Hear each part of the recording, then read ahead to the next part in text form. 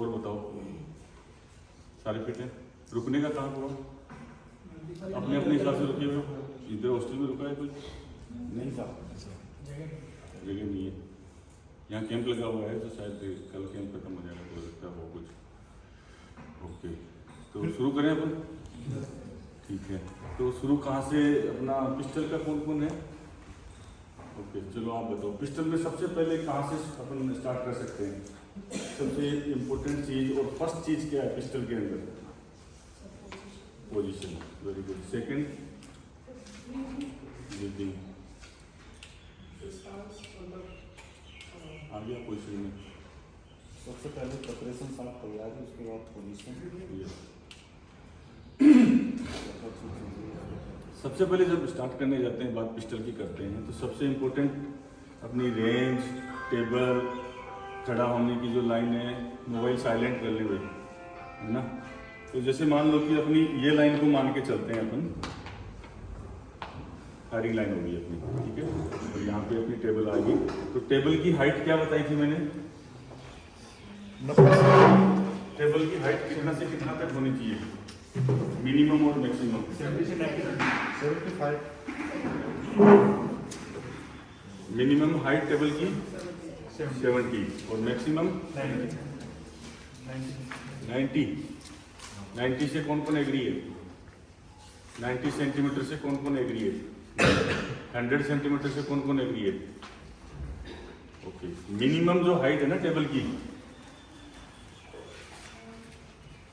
Table height 70 to 100 centimetre, ठीक है, हो गया। अब ये क्या है, मान लो जैसे आप खड़े हुए हो, है ना, और कई बार क्या है कि लंबा हाइट वाला है तो उसको 70 सेंटीमीटर की टेबल मिल गई तो अनकंफर्टेबल हो रहा है, तो मैच वगैरह में क्या करते हैं, जो पिस्टल बॉक्स होता है वो अलाउड कर देते हैं, लेकिन फाइनल में इसके ऊपर कुछ भी रखना अलाउड नहीं है। पिस्टल होगा, अम्युनिशन होगा, आपकी शूटिंग ग्लासेस, शूटिंग माफ और स्क्रू ड्राइवर या जो भी एलएमटी वगैरह काम में लेते हैं, उसके अलावा टेबल पे फाइनल में कुछ नहीं हो सकता, तो उसी के साथ आपको सरवाइव करना पड़ेगा। लेकिन ये अगर 70 से कम है तो आप बोल सकते हो कि मेरे को दूसरी टेबल दो, ठीक है। ये आपका राइट और रॉन्ग का हो गया, ठीक है।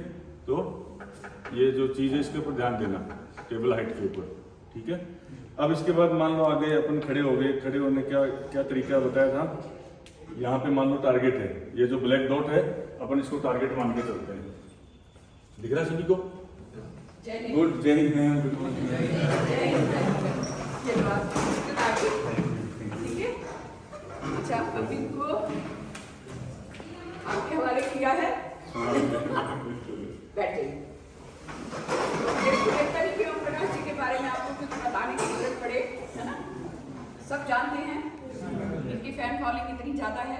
उसका एग्जाम्पल मैं भी दूँ कि हम कंपटीशन करा रहे थे भोपाल में, ट्रायल हो रहे थे जैसे कंपटीशन, तो एक बच्चा को उसकी मदर और वो मेरे से पूछ रही कि अगर हमको इनसे मिला दोगे हम मान जाएंगे, बहुत हाथ पैर जोड़ रहे। मैंने कहा अरे लोग ये बाहर थे, मैंने इनको फ़ोन किया, मैंने कहा कहाँ पर हो, कहते मैडम मैं अभी बेटे का मैच भी आऊँगा यहाँ, मैंने कहा जल्दी से आ जाओ। कहते क्यों? मैंने कहा बहुत तुमसे कोई डेस्परेट तुम्हारा फैन मिलना चाहता है। ये आए, वो बच्चा इनको गले लेके ऐसे रो रहा था जैसे उसके लिए उसको खुदा मिल गया, कोई गॉड मिल गया। बहुत मैंने देखा पहली बार, मैंने कहा अरे ये क्या कहता मैडम। उसकी मदर ने कहा कि ये बच्चा जो है यूट्यूब में इनसे मिला नहीं है, यूट्यूब में सिर्फ इनको पोस्ट करते हैं, उससे सीखा है, और जो साक्षात अगर ये अगर आके और इनसे मिल लिया तो कितना उसको खुशी होगी। तो इसीलिए अब ये आपके सामने हैं, आपके पास हैं, जो आपको यूट्यूब पे देखते थे, है ना, या इंटरनेशनल खेलने में इतना ज़्यादा एक्सपीरियंस है इनको।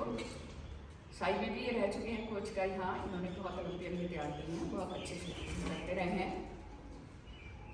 आपके हवाले आप जितना निकाल सकते हो 2 दिन में इनसे ले लीजिए ऐसी बात है। उसके बाद भी जब भी आपको जरूरत पड़े he is ready to help you, such a nice gentleman. जैसे मैंने कहा कि एक ओलंपियन अर्जुन अवार्डी या world champion, Olympian gold medallist बनना ईजी है, एक अच्छा इंसान बनना था मनीष के लिए, try to become a good human being. कि जिस तरह से मैंने उस बच्चे के आंसू देखे इनसे मिलते हुए, तो मेरी लिस्ट में ये पास हो गए। इसलिए नहीं पास हो गए कि ओलंपियन और अर्जुन अवार्डी और क्या इंटरनेशनल मैचेस, क्योंकि ऐसी क्या चीज़ है गुरु में, कोच में, कि छोटा सा बच्चा इतना अट्रैक्ट होकर खींचा चला आया। कोई तो बात होगी, है ना। ये आपके हवाले और अटेंडेंस शीट ये है आपके पास, ठीक है। इसमें साइन करेंगे आप, ठीक है। Thank you. कुछ और तो चाहिए Nothing. यहाँ पर शायद डस्टर होंगे।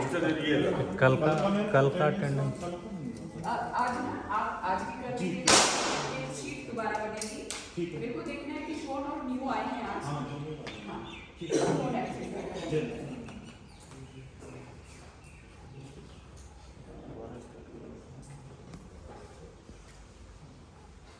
ओके, ठीक है। तो अपना टारगेट कहाँ, वो जो ब्लैक पॉइंट है वो टारगेट हो गया। उसके आगे क्या करते हैं, सबसे पहले खड़े होने का पोजीशन के बारे में बात की थी। तो नॉर्मली क्या है, अगर आपको डाउट है या आपकी पोजीशन में आपको कॉन्फिडेंस नहीं है कि भाई मैं सही लूँ गलत लूँ, या कोई नई रेंज के ऊपर चले गए जहाँ पे आपको डाउट है कि यहाँ मेरा सही है कि नहीं, तो क्या करना, सामने खड़ा होना है एग्जैक्टली, और कोशिश उस पॉइंट से उसकी स्ट्रेट लाइन नीचे दीवार पे खींचनी है और वहाँ से फिर स्ट्रेट लाइन दोनों पैरों के बीच में लेके आनी है। मान लो कि मेरी दोनों पैरों के बीच की लाइन जो है यहाँ पे आ गई, ठीक है। अब यहाँ पे आने के बाद क्या करना, पैर का जो आधा हिस्सा है सेंटर, वो इस लाइन के ऊपर ले लिया। ये लाइन है, यहाँ पे आ गया, मतलब मेरी लाइन मेरे को यहाँ से क्रॉस करनी चाहिए, कर दिया। अब दोनों पैरों को, अब जो कई लोग क्या करते हैं स्केल लेकर के नापते हैं, वो मेरे को बिल्कुल पसंद नहीं है। उससे क्या है, आप किसी लकड़ी को या कोई स्टेचू को तो खड़ा कर सकते हो स्केल के ऊपर, लेकिन ह्यूमन बॉडी को नहीं कर सकते, मसल्स है हमारी, तो मसल्स को कंफर्टेबल होना बहुत जरूरी है, मसल को एंगेज होना बहुत जरूरी है। तो क्या करना है, यहाँ खड़े होकर के नॉर्मल ऐसे ऐसे एक दूसरे पैर पे वेट लेना है, तो आप क्या है एकदम नेचुरल जो पोजीशन मसल्स के ऊपर आनी चाहिए या जो बोन्स के ऊपर आनी चाहिए वो आ गई। 50% आ गया आपका। अब उसकी तरफ देखना है, उसकी तरफ देखने के बाद आपको लगा कि ठीक है, ओके सही लग रहा है तो ठीक है, नहीं लग रहा है तो थोड़ा बहुत आगे पीछे हो गए। अब क्या किया आपने, बिना पिस्टल के एक हाथ आपका जहां भी आप रखते हो, मैं रिकमेंड करता हूँ यहाँ बेल्ट में रखने का, ठीक है। कुछ लोग पॉकेट में भी रखते हैं। पॉकेट में रखने की डिसएडवांटेज क्या है कि जब आप थकोगे, जब आपकी ये मसल्स बॉडी थकने लग जाएगी या लॉन्ग प्रैक्टिस कर रहे हो 3-4 घंटे की, तो क्या होगा, धीरे धीरे ये पुश करने लग जाएगा। काउंटर बैलेंस बॉडी करने के लिए क्या करेगी, किसी न किसी चीज का सहारा लेगी। जब आप थकते हो तो क्या करते हो, अभी जैसे ऐसे बैठे हो, अगर मैं 4 घंटे कंटिन्यू क्लास लूंगा तो धीरे धीरे फैलते फैलते आप एकदम रिलैक्स हो जाओगे। तो क्या होगा, वैसे ही बॉडी की आदत है, आपको पता भी नहीं चलता कि कब ये चीज होती है, लेकिन हो जाती है। तो इस हाथ से क्या करेगा शूटर, पुश करेगा बॉडी को बैलेंस करने के लिए, कंफर्ट के लिए, या मसल का फटीग जो एक साइड में हो रहा है उसको काउंटर करने के लिए। तो क्या करेगा, ऐसे घुमा देगा कमर को धीरे धीरे, ठीक है। तो उसका जो नेचुरल अलाइनमेंट था, बॉडी का जो बैलेंस था वो खराब हो गया, शूटर को पता नहीं चला। गोली जा रही है इधर 2 बजे, कभी 11 बजे, और शूटर क्लिक दे रहा है। तो that is not the problem of click, वो क्लिक से ठीक होने वाली चीज नहीं है। तो क्या करना है, बिगिनर को ये रिकमेंड करना है यहाँ पे। यही चीज सिर्फ 2012 ओलंपिक से पहले मेरे अंदर आ गई थी, और ये शॉट्स मेरे जाने शुरू हो गए, मुझे पता नहीं चला, क्योंकि ओलंपिक का टाइम था, प्रैक्टिस ज्यादा कर रहे थे, और ऐसे ऐसे करके प्रेस करना शुरू कर दिया था, मेरे स्कोर डाउन हो। ये सिर्फ ये इलाज करने के लिए जर्मनी जाना पड़ा था। वहाँ एक कोच था, उसने क्या किया, इससे भी डबल एक प्लेट मशीन थी सेंसर वाली, जो बैलेंस बताती है कि किधर कितना वेट है, उसके ऊपर खड़ा करके शूट करवाया। और वो इधर मुंह करके, मतलब इधर लैपटॉप का स्क्रीन था उनका, इसके अंदर वायर्स लगे हुए थे, आगे मॉनिटर पे फायर कर रहे हैं। सिर्फ उसके मॉनिटर पे बॉडी का ग्रेविटी देख करके मेरे को बताता रहा कि इधर इधर इधर इधर आपके शॉट है, और वो एग्जैक्ट मैंने मिला लिया, वैसे के वैसे शॉट थे। मैंने कहा ये कैसे हुआ, तो बोले तो आपका खड़ा होने का जो फर्स्ट पोस्चर है, उसके बाद आप जितना मूव करते हो तो आपका बॉडी का वेट उधर उधर गिरता जा रहा है। तो मतलब बॉडी वेट जिधर गिरेगा बैलेंस उधर ही जाएगा, और उधर जाएगा तो शॉट भी उधर ही जाएगा। आपको दिख रहा है साइड सेंटर में, लेकिन उसका जो क्या बोलते हैं दबाव है वो उस एंगल में है, जिस एंगल में वो मशीन बता रही है, तो शॉट उधर ही जाएगा। ये नहीं सोचना है कि मेरी साइड तो दिख रही सही रही है, दिखने से कुछ नहीं होता है, उसके ऊपर एक दबाव बन गया जो उधर की तरफ उसको लेके चला जाएगा। तो क्या करना है, इस चीज को, ये बीमारी ना हो शूटर में कभी, तो क्या करना है, हाथ को अंगूठे को इसमें फंसाओ, ठीक है। इसका दूसरी डिसएडवांटेज क्या है, अभी तो लोअर में मैच होने लग गया, हमारे टाइम पे जींस में पहन लो, पैंट में पहन लो, कैसे भी मैच कर लेते थे। तो क्या होता है, किसी लोअर की जो पॉकेट है वो लंबी है, पूरा हाथ सीधा हो रहा है, कई बार जींस में यहाँ तक ही आ रहा है, तो जीन्स में यहाँ कई लोअर नए डिजाइन के आजकल आने लगे, पहले तो एक ही पैटर्न था, आजकल बड़ी फैशन चली हुई है। तो किसी का जो पॉकेट है वो यहाँ ऐसे ना होकर के ऐसे आता है, ठीक है। अलग अलग पॉकेट में अलग अलग हाथ अंदर गया, किसी में कम है, किसी में ज्यादा है, किसी में कोहनी दूर है, किसी में नजदीक हो गई, तो क्या होगा, ये एंगल भी आपका हर बार बिगड़ेगा, ठीक है। हर मैच में अलग एंगल हो जाएगा, तो बॉडी का एक जैसा क्वेश्चन नहीं आएगा। ये आपका सेम ही रहेगा। लोअर तो पहनोगे और उसके अंदर अंगूठा फंसाया, रिलैक्स, ये हाथ भी नजदीक आ गया आपका। ये दूर होने से भी क्या होगा, ये आपकी बैलेंस को डिस्टर्ब करेगा, समझ गए। तो ये दूर नहीं रहे, इसमें गैप नहीं रहे, ये नजदीक आ गया, ये लो पास में है। अब इसको क्या करना है, ढीला छोड़ देना एकदम, रिलैक्स। ये वाला शोल्डर जो है कई लोग ऐसे उठा के रख लेते हैं, नहीं रखना, एकदम रिलैक्स। उठाने से पहले ये चेकलिस्ट है आपकी कि मैंने चेक करना है।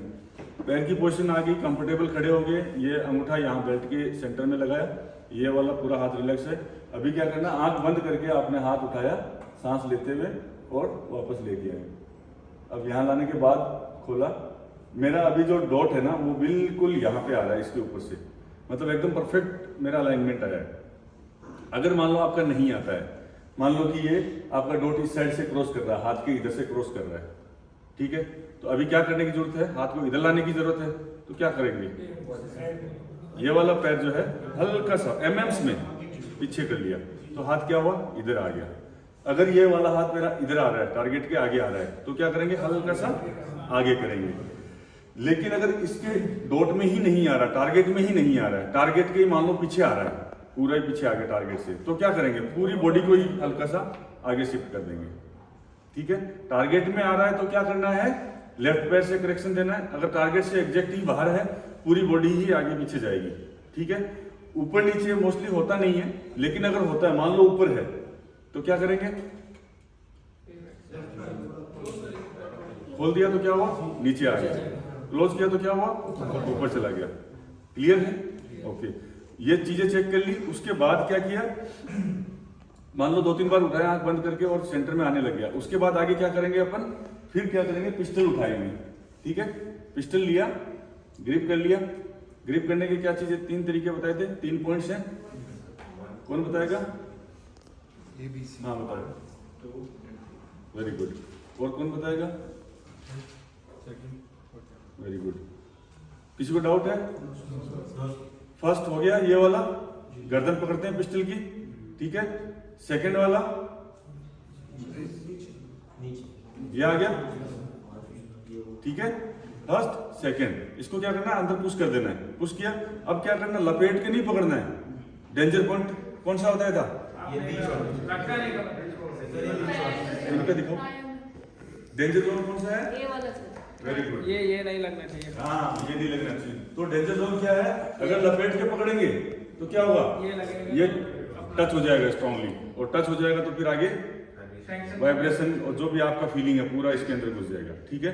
तो क्या करना है, ये ऐसे पकड़ के, इसको क्यों पुश किया हमने, इसको पुश करके, और अगर आप ऐसे पकड़ेंगे तो क्या होगा, ये अपने आप होलो रह जाएगा, यहाँ पे ये खाली रहेगा। अगर इसको पुश नहीं किया ढंग से, ऐसे पुश नहीं किया अंदर, और ऐसे ही नॉर्मल पकड़ा, अब क्या हो गया, अब ये टच है, ऐसे पकड़ते ही टच है। अब जैसे पकड़ोगे तो अब ये टच रह जाएगा। तो क्या करना है, इसको अंदर पुश कर देना है। पुश करते ही ये पार्ट क्या हो गया, पूरा इसकी जगह फिट आ गया, और ऐसे अब उंगलियों को वापस लिया, और ये जो सेंटर वाली अपना है, उंगली का बीच वाला पेरवा, ये क्या करना है, इसके सेंटर में आ गया। अब ये ग्रिप मेरे साइज का नहीं है, तो इसको मैं ऐसे करके दिखाता हूँ आपको। ये सेंटर में आ गया, इसके ऊपर वेट आ गया। अब आपका जो पिस्टल का वेट है वो किस पे आना चाहिए, इस पार्ट पे आना चाहिए। ये सबसे जो लंबे वाली उंगली बताते हैं ना अपन, इसके ऊपर आएगा, ये इसके ऊपर आ गया। अब इसकी प्रैक्टिस के लिए क्या करेंगे, उठाया और ऐसे ऐसे एक बार यहाँ पे ऐसे करके देख सकते हैं कि मेरा इस पे वेट आया कि नहीं आया, आ गया वेट, उसके बाद आगे कंटिन्यू आता है। तो ये 3 पॉइंट्स का आप खास ध्यान रखें, ये वाला टच नहीं होना चाहिए।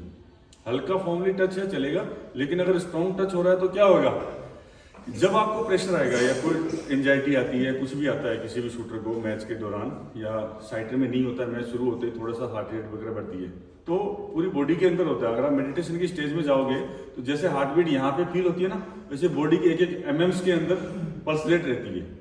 मेडिटेशन का एक स्टेज ऐसा आता है कि पूरी बॉडी के अंदर हार्ट बीट फील होती है। आप कहीं से भी पल्स रेट काउंट कर सकते हो अपनी बॉडी के अंदर। पूरी बॉडी में 1 mm भी जगह ऐसी नहीं है जहां धड़कन नहीं होती है, पूरी बॉडी में धड़कन होती रहती है, ठीक है। तो अपन इसकी बात करते हैं। तो ये जो हार्ट रेट है, यहाँ पे जब भी आदमी डरता है ये बायोलॉजी का नियम है, साइंस भी ये कहती है, शास्त्र भी ये कहते हैं, जब आदमी को प्रेशर आता है, डरता है, कुछ होता है, तो यहाँ पे धड़कन होती है हथेली के अंदर। पसीना आता है ना, कईयों को डरते हैं जब ये कुछ मैच में, कई लोग बोलते हैं कि हमें तो पसीना आता है हथेली में बहुत, तो वो प्रेशर की वजह से उसको यहाँ पसीना, नॉर्मली तो नहीं आता उसको चलते फिरते, इसका मतलब उसको कोई जेनेटिक या कोई बायोलॉजिकल डिसऑर्डर तो नहीं है, ठीक है। मैच में ही क्यों आता है, मतलब जब वो डर रहा है तो उसका ये पार्ट एक्टिवेट हो रहा है, और ये कुछ पार्ट्स बॉडी के अंदर ऐसे हैं जो आदमी जब डरता है तो वो एक्टिवेट हो जाते हैं एकदम से, और वो एक्टिवेट होने से क्या होता है, उस पार्ट का जो काम है वो काम चालू हो जाता है। तो इसकी जो धड़कन है, जो हार्ट बीट है, वो क्या होती है, इस पार्ट में आती है, ग्रिप में आ गई, ग्रिप में आ गई तो क्या होगा, मूवमेंट आ गया। अब मूवमेंट आ गया तो साइड उसको क्या होगा, हिलती हुई दिख रही है, हिलती हुई दिख रही है। इतना इंटेलिजेंट हर शूटर है कि हिलती हुई साइड में क्या नहीं करेगा, ट्रिगर नहीं दबाएगा, क्योंकि उसको पता है अभी दबाऊंगा तो शॉट खराब जाएगा। ट्रिगर नहीं दबाया तो क्या हो गया, लॉन्ग होल्ड हो गया, और लॉन्ग होल्ड हर बीमारी की जड़ है, समझ गए। लॉन्ग होल्ड होते ही सारी चीजें आपकी बिगड़ गई, आपकी पोस्चर बिगड़ गया, आंख की देखने की पावर खत्म होगी, ब्रीदिंग खत्म होगी, कंसंट्रेशन खत्म हो गया, सारी चीजें सीक्वेंस जो लेके आ रहे थे, ट्रिगरिंग सब गलत हो जाता है। तो क्या करना है, ये बहुत इंपॉर्टेंट पार्ट है। तो खड़े हो गए, अलाइनमेंट आ गया, उसके बाद ये तीनों पॉइंट्स को चेक करते हुए आपने क्या किया, ग्रिप कर लिया।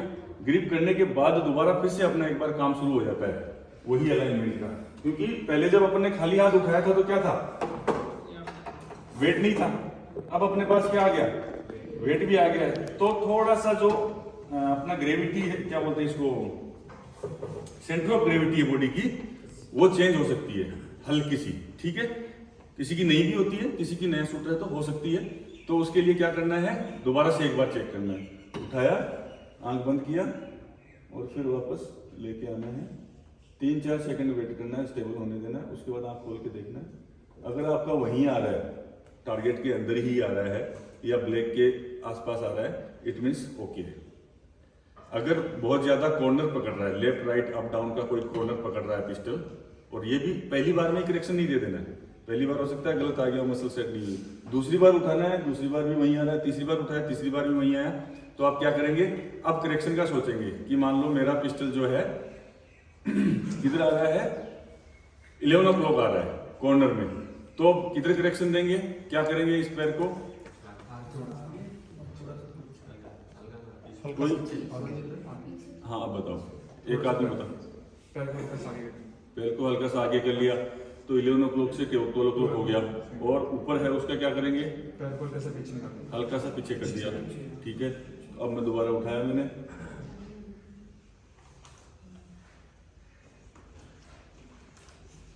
अब मेरा किधर चला गया, 3 o'clock चला गया, 3 o'clock 1 में है मेरा, तो अभी किधर करेक्शन देंगे, थोड़ा पीछे, ये लो, थोड़ा पीछे लेके आ गया,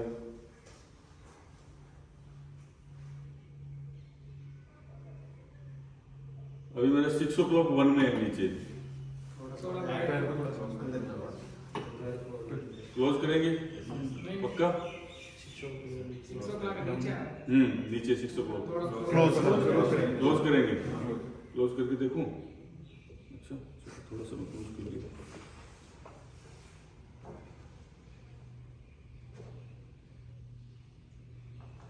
अभी मेरा 12 o'clock ऊपर 1 में है, क्या करूं, थोड़ा पीछे करूं,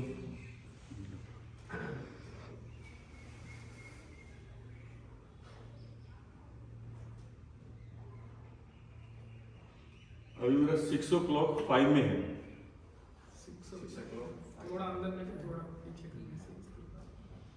6 o'clock 5 में है, उनको भी दिखाना है, मुझे दिखाना है, 6 o'clock 5 में है, तो क्या करूं, थोड़ा बंद करके ये लेफ्ट पे थोड़ा पीछे ले आते इस तरह, 6 o'clock 5 में, मतलब एग्जैक्टली नीचे 5 की रिंग बोल रहा हूँ, 5 की रिंग में 6 o'clock है, 5 के रिंग में 6, थोड़ा क्लोज करें तो बीच में आता है, कितना टारगेट के सेंटर में आ जाएगा, नहीं उसके बॉर्डर पे जाएगा, थोड़ा एमिंग एरिया कहाँ है मेरा, शायद आपको ब्लैक के नीचे सर, ये हाँ, तो थोड़ा सा क्लोज करूँ, हाँ क्लोज, ओके, थोड़ा सा क्लोज कर लिया मैंने,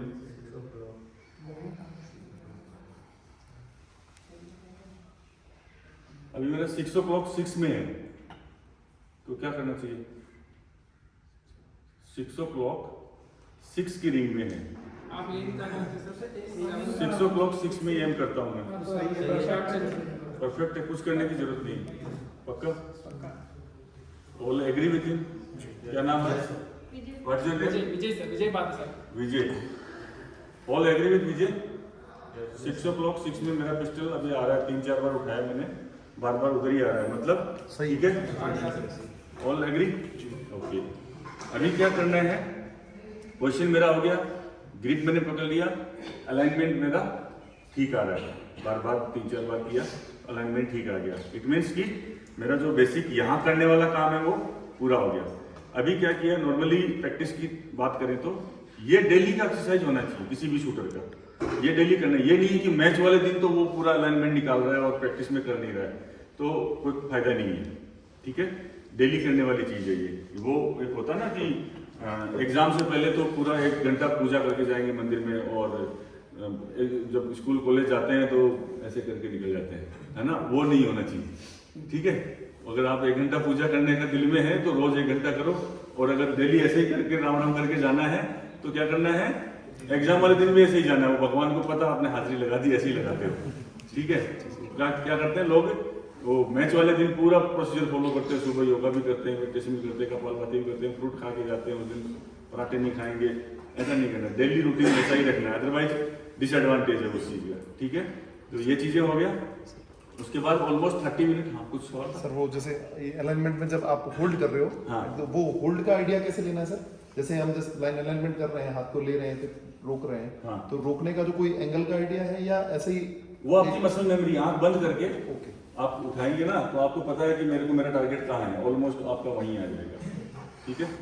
तो वो तो प्रैक्टिस से आएगा। एकदम बिगिनर को अपन लेके जाएंगे तो वो हो सकता है टारगेट से 1 फीट ऊपर हाथ उठ जाए, 1 फीट नीचे उठ जाए, लेकिन 2-4 महीने प्रैक्टिस किया हुआ है तो उसको बोलना है कि 90 डिग्री पे आपको रोकना है, टारगेट के सेंटर में आ जाए तो आपको रोकना है। तो वो एक मेंटली आइडिया है, मसल मेमोरी जिसको बोलते हैं, वो वाला आपके मतलब मसल मेमोरी के। आंख बंद करके आपके हाथ में पेन दिया तो आपने पेन पकड़ा हुआ है, तो आपके हाथ में एक मेमोरी है दिमाग के अंदर कि ये पेन है, पेन आ गया, ठीक है? लेकिन आपके हाथ में रोटी बनाने का बेलन दे दिया आंख बंद करके, बताओ क्या है?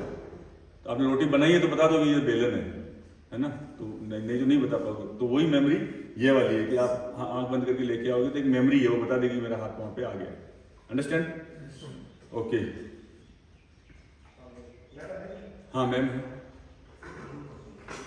हेमराज साहब कैसे हैं साहब? बढ़िया बढ़िया। हम जय हिंद। जय हिंद, जय हिंद।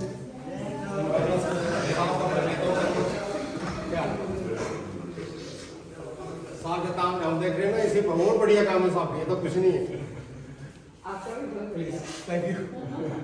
आपकी काफी तारीफ हो रही है, बोला आपने छोड़कर नजदीक से सही करा जब आप चले जाएंगे ना तो दूसरे को बोलेंगे आपसे जो तो ऐसे था, ये हर कोर्स का ऐसा, लेकिन कोशिश हम ऐसा करते हैं जैसे आप कर रहे हैं। वर्षा ने भी अच्छा लिया, सबने आपने भी अच्छा लिया बहुत।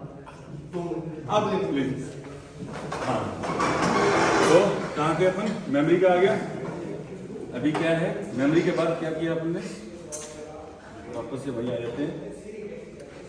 ओके, अलाइनमेंट हो गया, मेमोरी हो गया। अभी क्या करना, आधा घंटा इसी पोजीशन में ड्राई करेंगे, ठीक है? कोई भी शूटर को आप रेडी करते हो, आधा घंटा उसको इसी पोजीशन में ड्राई करना है। कुछ शूटरों को थोड़ा सा वो होता है खड़ा होने में प्रॉब्लम, 2 मिनट हुआ, 3 मिनट हुआ, फिर मोबाइल निकाला, फिर देखा, फिर डाल लिया, फिर बैठ गया, फिर कोच बाहर निकल गया, फिर बैठ गया, फिर गप्पे मारने लग गए। इट मीन्स कि आपका बॉडी पे ध्यान नहीं है, आप बॉडी को एनालाइज नहीं कर रहे हो, क्या दिक्कत आ रही है क्या नहीं आ रही है, तो वो होना चाहिए। प्रैक्टिस वगैरह करते हो आप में से कोई शूटर है तो भी, और सारे कोचेज हैं, आप अपने शूटर्स को तैयार करते हैं, साइलेंट रखो या अपनी अपनी एकेडमीज के अंदर एक बॉक्स बना दो, जैसे वो जिम में या उसमें जाते हैं ना, तो बॉक्स होता है ना कि अपना जमा करो यहाँ पे कीमती सामान, तो वो लॉकर बना दो एक, कि उसके अंदर मोबाइल वही आप अपना यहाँ रखो, साइलेंट करके जाते हुए लेके जाना। एंट्री ही नहीं होना चाहिए मोबाइल का, ताकि शूटर के दिमाग में वो एक कीड़ा नहीं रहे, यार कोई मैसेज तो नहीं आया होगा, यार कोई लाइक्स तो नहीं बढ़े होंगे, या कोई मिस कॉल तो नहीं आया होगा, है ना? तो वो रहती है ना कईयों में, तो वो खराब चीज़ है। आप जब रेंज में हो तो आप रेंज के ही हो, 2 घंटे जो कर रहे हो तो आपका पूरा फोकस आपकी शूटिंग पे होना चाहिए, उसके अलावा दूसरी चीज़ पे नहीं होनी चाहिए। मोबाइल चलाना है, बीच में कोई इंपॉर्टेंट काम है तो आपको पता होना चाहिए कि 1 घंटे बाद मुझे एक लोग कॉल करना था, पिस्टल रखा, बाहर जाइए, कॉल निपटाइए, वापस रखिए, आ जाइए। दिमाग में कीड़ा नहीं रहना चाहिए प्रैक्टिस के टाइम पे इधर 4 साइड देख रहे हैं और यार कॉल आया कि नहीं आया उसका, कॉल आया कि नहीं आया उसका, वो नहीं होना चाहिए, ठीक है। तो ये चीज़ें साइड में रखिए, आधा घंटा ड्राई हो गया, उसके बाद क्या करना है 5 मिनट का रेस्ट दे दिया, फिर वापस आए प्रैक्टिस के लिए या मैच के लिए, जो भी मैच वाले टाइम पे आ रहे हैं, तो वापस यही प्रोसीजर किया, वापस अलाइनमेंट वगैरह लिया, लोड किया और फिर फायर करना स्टार्ट करते हैं। तो अब नेक्स्ट क्या चीज़ होगी इसकी, ये अपन ने ग्रिप वगैरह ले लिया और नेक्स्ट क्या है अपना लिफ्टिंग, ठीक है। उठाएंगे इसके बाद में, ये सब चीज़ें हो गई। तो अब लिफ्टिंग कैसे होनी चाहिए उसके ऊपर ध्यान देते हैं। लिफ्टिंग कैसे, हाँ आपने बताया सांस लेते हुए उठाना है, Yes. सांस छोड़ते हुए टारगेट पे लाना है, Yes. और होल्ड करके शॉट निकाल देंगे, बहुत अच्छी बात है।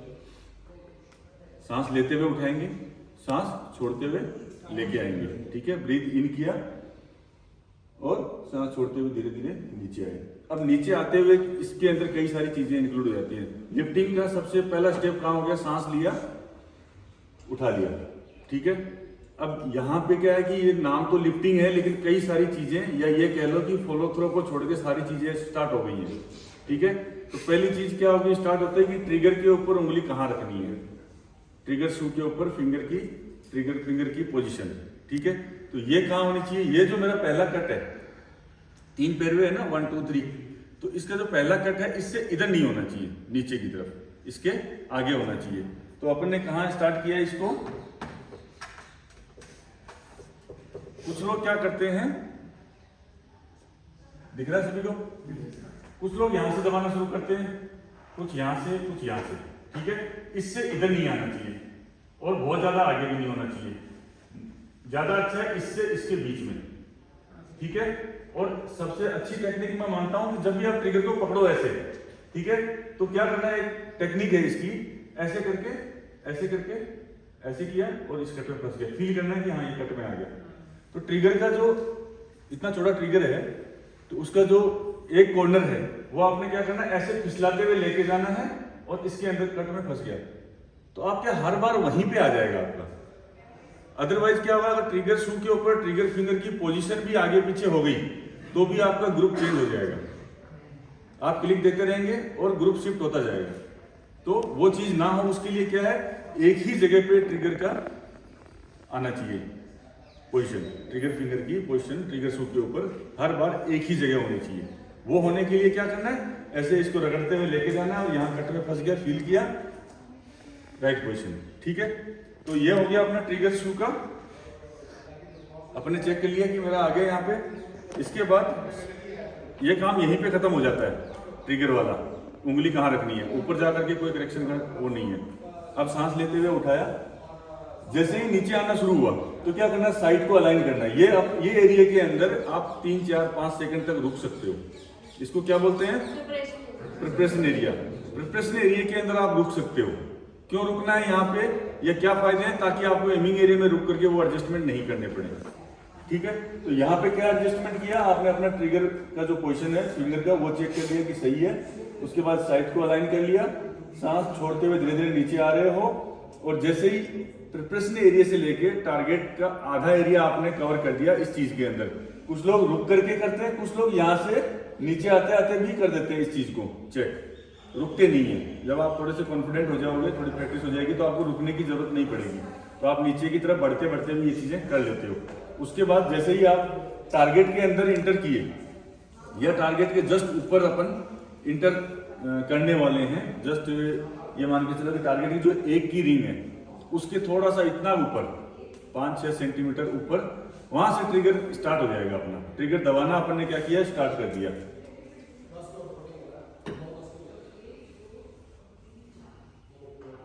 साइड चेक करी, ट्रिगर फिंगर चेक कर लिया, ट्रिगर फिंगर सही है, ट्रिगर पे आधे एरिया में आ गया। उसके बाद ट्रिगर को कंटिन्यू प्रेशर डालना शुरू कर दिया, दबाते दबाते आए, ब्लैक के ऊपर से आए। जैसे ही ब्लैक क्रॉस करने वाले हैं तो साइड के ऊपर फोकस ज्यादा, और जैसे ही साइड ब्लैक के नीचे पहुंची 1 2 3 सेकंड के अंदर fire, not more then 3 second. और प्रैक्टिस के अंदर इस चीज को 1 सेकंड में ही करने की कोशिश करें। कई जब ट्रेनिंग प्लान बनाए, अपना प्रोग्राम बनाए, तो उसमें ऐसा प्रोग्राम बनाए कि वहां आते ही फायर हो जाएगा मेरा, जैसे ही ब्लैक के नीचे पहुंचा फायर, ब्लैक के नीचे पहुंचा फायर। शॉट कभी 1 में निकल जाएगा, 5 में निकल जाएगा, 3 में निकल जाएगा, ऊपर फायर हो जाएंगे, होने दो। एटलीस्ट इसको पता तो चले कि कितना प्रेशर डालने से ट्रिगर फायर हो जाता है, कितना प्रेशर डालने से मैं इसको मेंटेन करते हुए लेके आ जाऊँ। तो ये प्रैक्टिस में किया आपने ट्रिगर फिंगर की प्रैक्टिस करने के लिए, लेकिन जैसे ही आपने प्रैक्टिस कर लिया इस चीज़ की प्रैक्टिस हो गई आपकी, तो क्या करना, मैच के टाइम पे 1 2 3 सेकंड 3 सेकंड तक आप उसको सेटल करने के लिए टाइम ले सकते हैं। एमिंग एरिया में 3 सेकंड तक रुक सकते हैं। सांस ले छोड़ते हुए नीचे आ रहे हैं, ब्लैक को क्रॉस किया, ब्लैक के नीचे आ गए, ट्रिगर कंटिन्यू चल रहा है आपका, ब्रेक 2 3 टक फायर हो गया, फॉलो थ्रू किया, डाउन। ठीक है, 3 सेकंड तक आप ले सकते हैं। लेकिन ये कई लोग जो टेक्निक लगाते हैं ना कि बिना कुछ सोचे समझे नीचे आ जाते हैं, यहीं आकर के साइड को ऐसे ऐसे मिलाते रहते हैं, फिर वहीं रोकाने की कोशिश करते हैं ट्रिगर दबाने की। उसके बाद उनको लगता है कि ये घूमते घूमते ये आई ब्लेड के नीचे आता टक दबा दूं इसको। ठीक है, तो वो हंटिंग नहीं करनी है, that is not shooting, that is hunting of 10। Hunting नहीं करना, अपने को शूटिंग सीखना है। ठीक है, इजी 10 कैसे मिले, 10 तो किसी भी टेक्निक से लग सकता है, लेकिन इजी 10 कैसे मिले, बार बार 10 कैसे मिले, उस टेक्निक से काम करना है। ठीक है, तो वही टेक्निक कंटिन्यू ट्रिगर दबाते दबाते लेके आना है, और ब्लैक के नीचे पहुंचते ही 1 2 3 सेकंड के अंदर शॉट फायर हो गया। फायर होने के बाद क्या होता है, फॉलो थ्रो आ गया। तो फॉलो थ्रो के लिए क्या करते हैं अपन, फॉलो थ्रो के लिए ये करते हैं कि जब शॉट फायर हो रहा हो तब आपकी नजर साइट पे होनी चाहिए, प्लस शॉट फायर होने के बाद आपको देखना नहीं है, देखने से पहले गैस करना है कि मेरा शॉट किधर गया होगा। वहीं पे साइट यहीं पे है, फायर हो गया, आप साइट को देख रहे हो, तो यहीं पे गैस करना है कि मेरा इधर गया होगा। उसके बाद देखिए कि शॉट उधर है कि नहीं है। अगर वो आपने देखा है, इट मीन्स आपका फॉलो थ्रो भी सही है और आप साइट भी सही देख रहे हो। अगर आप गैस कर रहे हो कि 3 o'clock शॉट जा रहा है 9 o'clock, इट मीन्स आपने गड़बड़ किया, आपकी नजर साइट पे नहीं थी, आप देख नहीं पाए कि शॉट किधर गया है। तो वो देखना है, वो एग्जैक्टली पता चल रहा है आपको, इसका मतलब आप सही साइट पे जमे हुए हो। ठीक है, तो ये पूरी एक सीक्वेंस हो गई एक शॉट की 10 मीटर की। इसके अंदर कोई पार्ट छूटा अपना, जब ट्रिगर प्रेस करते हुए नीचे लेकर आ रहा है, कंसिस्टेंटली प्रेशर बढ़ता जा रहा है उसके ऊपर, तो 1 सेकंड में फायर हुआ, 3 सेकंड में फायर हुआ। उसमें डिफरेंस ये आ रहा है कि प्रेशर जो पूरा लग चुका था, थोड़ा सा प्रेशर रह गया था, वो फायर हो गया 1 सेकंड में। हाँ। या फिर अब थोड़ा सा प्रेशर बाकी है, इसलिए वो 3 सेकंड लगा है उसको फायर होने में ना। हाँ। क्योंकि प्रेशर को धीरे धीरे आप लोग इंक्रीज कर रहे हैं, इसलिए 3 सेकंड हो रहा है वो। यस प्रेशर को धीरे धीरे और कंटिन्यू इंक्रीज करते हुए जाना है। यहाँ पे देखो, इसकी जब एडवांस टेक्निक के ऊपर अपन जाते हैं तो क्या करना होता है, 3-4 चीजें जिनका कोऑर्डिनेशन, और वैसे कहा जाए पूरी शूटिंग कोऑर्डिनेशन का ही गेम है। ठीक है, कोऑर्डिनेशन किसका, बॉडी का, उसके बाद हाथ का, ग्रिप का, ट्रिगर का, ब्रीदिंग का, कंसंट्रेशन का, साइट का, एमिंग का, ट्रिगरिंग, ये सब चीजों का कोऑर्डिनेशन अगर सही है तो आपका एक शॉट 10 में है। अगर कोऑर्डिनेशन सही नहीं है तो 10 नहीं है। अब इसका एक आप बोल रहे हो कि ट्रिगर जो बच रहा है ना, उसके लिए क्या चीज है, मान लीजिए यहां से अपन ने साइट स्टार्ट किया, ठीक है, ये है अपना प्रिपरेशन एरिया। ठीक है, अब यहां अपना लगा हुआ है टारगेट। ठीक है,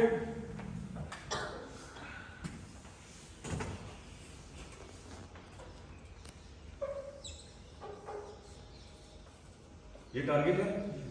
अपने क्या करना है, प्रिपरेशन एरिया ये है, और यहां से अपन ट्रिगर स्टार्ट कर देते हैं, है ना। ट्रिगर स्टार्ट, अपना पॉइंट यहाँ आ गया, यहाँ उठाया, यहाँ साइड मिलाई, ट्रिगर को चेक कर लिया कि मेरा ट्रिगर सही जगह पे है उंगली के ऊपर। ये अपना ट्रिगर को स्टार्ट करने का जगह आ गया, यहाँ पे आए, अपने क्या किया, ट्रिगर स्टार्ट करेंगे। अब अपने को आना कहाँ है, यहाँ पे आना है। ठीक है, यहाँ फायर करना है, तो यहाँ से ये ट्रिगर स्टार्ट पॉइंट हो गया ना, यहाँ से यहाँ आने का टाइम अपना है क्या, 7 सेकेंड। यहां से यहां आने का क्या है, 7 सेकेंड का टाइम है। ठीक है, तो ये क्या कोऑर्डिनेशन हो गया, coordination of site and aiming area, एक चीज हो गया। ठीक है, कोऑर्डिनेशन ऑफ एक ही एक्सेल में चल रहा है सर, पूरा प्रोसेस है, एक ही एक्सेल चल रहा है हमने, उसी में चल रहा है पूरा प्रोसेस जो एक ही एक्सेल में चल रहा है। ये दूसरे एक्सेल का भी मैं बताऊंगा, ये फर्स्ट एक्सेल का मान रहा हूं। ठीक है, तो ये कोऑर्डिनेशन हो गया इसका साइट प्लस एमिंग एरिया का। अब सेकंड चीज कहां से स्टार्ट होती है, यहीं से। ट्रिगर भी यहीं से दबाना स्टार्ट करें, क्योंकि ये ट्रिगर स्टार्ट पॉइंट भी है अपना। तो यहां से क्या किया, ट्रिगर अपन ने दबाना स्टार्ट किया, तो ट्रिगर अपन दबाना स्टार्ट करने से लेके एंड होने तक का अपना टाइम क्या है, 7 से 9 सेकंड। ठीक है। जब दबाना स्टार्ट करते हैं तो 7 से 9 सेकंड के अंदर अपन पूरा ट्रिगर दबा देते हैं, ठीक है। तो अब दूसरा कोऑर्डिनेशन किस चीज का हो गया, ट्रिगर एंड एमिंग एरिया, ठीक है, क्योंकि ट्रिगर स्टार्ट पॉइंट ये हो गया, एंड पॉइंट अपना ये हो गया। तो इसका क्या है, 7 ही सेकंड में आते ही ब्रेक हो गया, तो क्या हुआ, यहाँ पहुंचते टक फायर हो गया। कई बार होता है ना सरप्राइज शॉट, पहुंचे और पट फायर हो गया, और शॉट एकदम एक्स में लगा हुआ होता है। क्यों होता है, क्योंकि अपना कोऑर्डिनेशन सही था, ट्रिगर भी सही जो मेंटेन प्रेशर से आना चाहिए था वैसे दबाते दबाते आए, साइड को भी अपन उसी स्पीड से लेके आए। मान लो कि ये आप साइड लेकर के आए, यहाँ पे 4 सेकंड में ही आ गए, तो क्या होगा, ट्रिगर तो खत्म नहीं हुआ, ट्रिगर तो उसी स्पीड से दब रहा है, तो क्या होगा, अपने को यहाँ ज्यादा देर तक रुकना पड़ेगा, ठीक है। हाँ, first and second both are continue, है ना।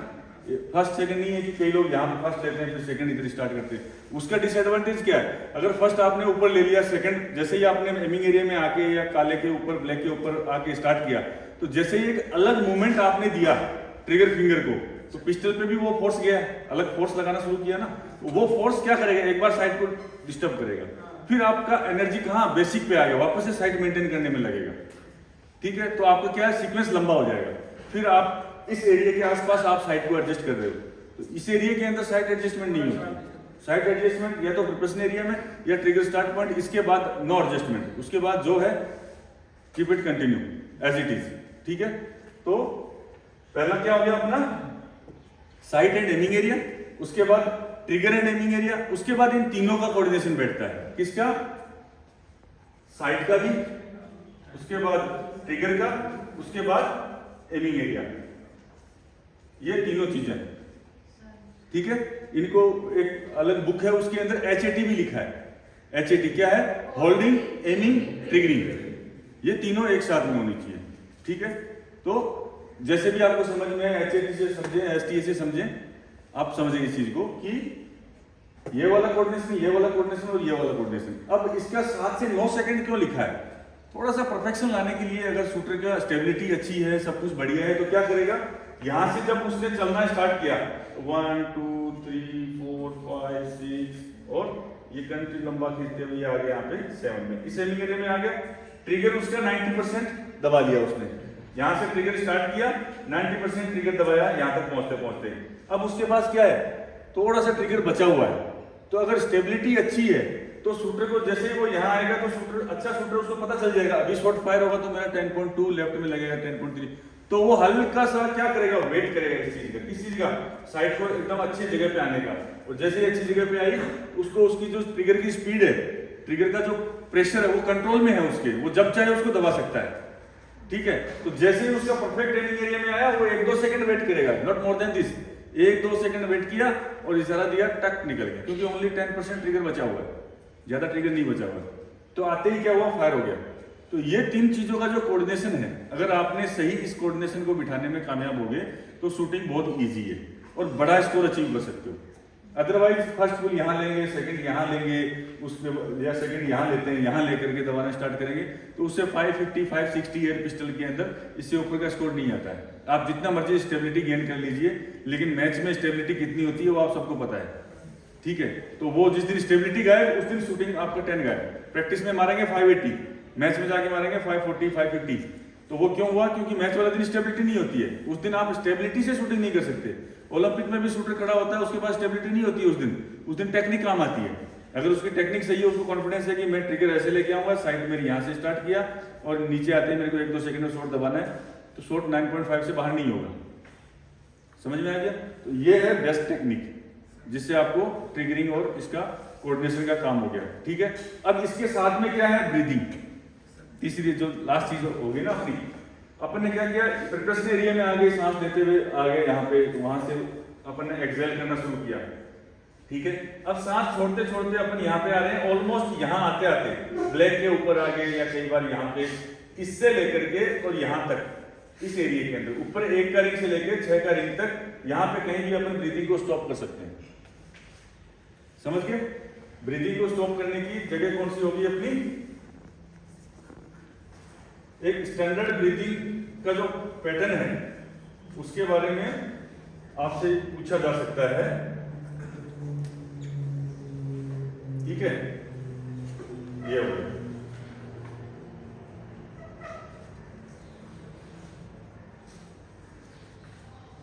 ये हो गया प्रिपरेशन एरिया। यहाँ से अपने ट्रिगर स्टार्ट किया। अब ब्रीदिंग इसके साथ में ही है, एक्सहेल करते हुए आ रहे हैं अपन यहाँ से यहाँ पहुंच गए, यहाँ से लेकर के टारगेट में इंटर हुए, यहाँ से लेकर के और यहाँ तक 2 सेकंड का ही काम है। मुश्किल से बहुत अच्छी स्टेबिलिटी वाला शूटर होगा तो 2 सेकंड 2.5 सेकंड लेगा, ज़्यादा टाइम नहीं लगता इसमें। यहाँ पे 1-2 mm का करेक्शन दिया, यहाँ पे 1 से लेके 6 में पिस्टल आ जाती है। ठीक है, इस एरिया के अंदर कहीं पे भी आप ब्रीदिंग को स्टॉप कर सकते हैं।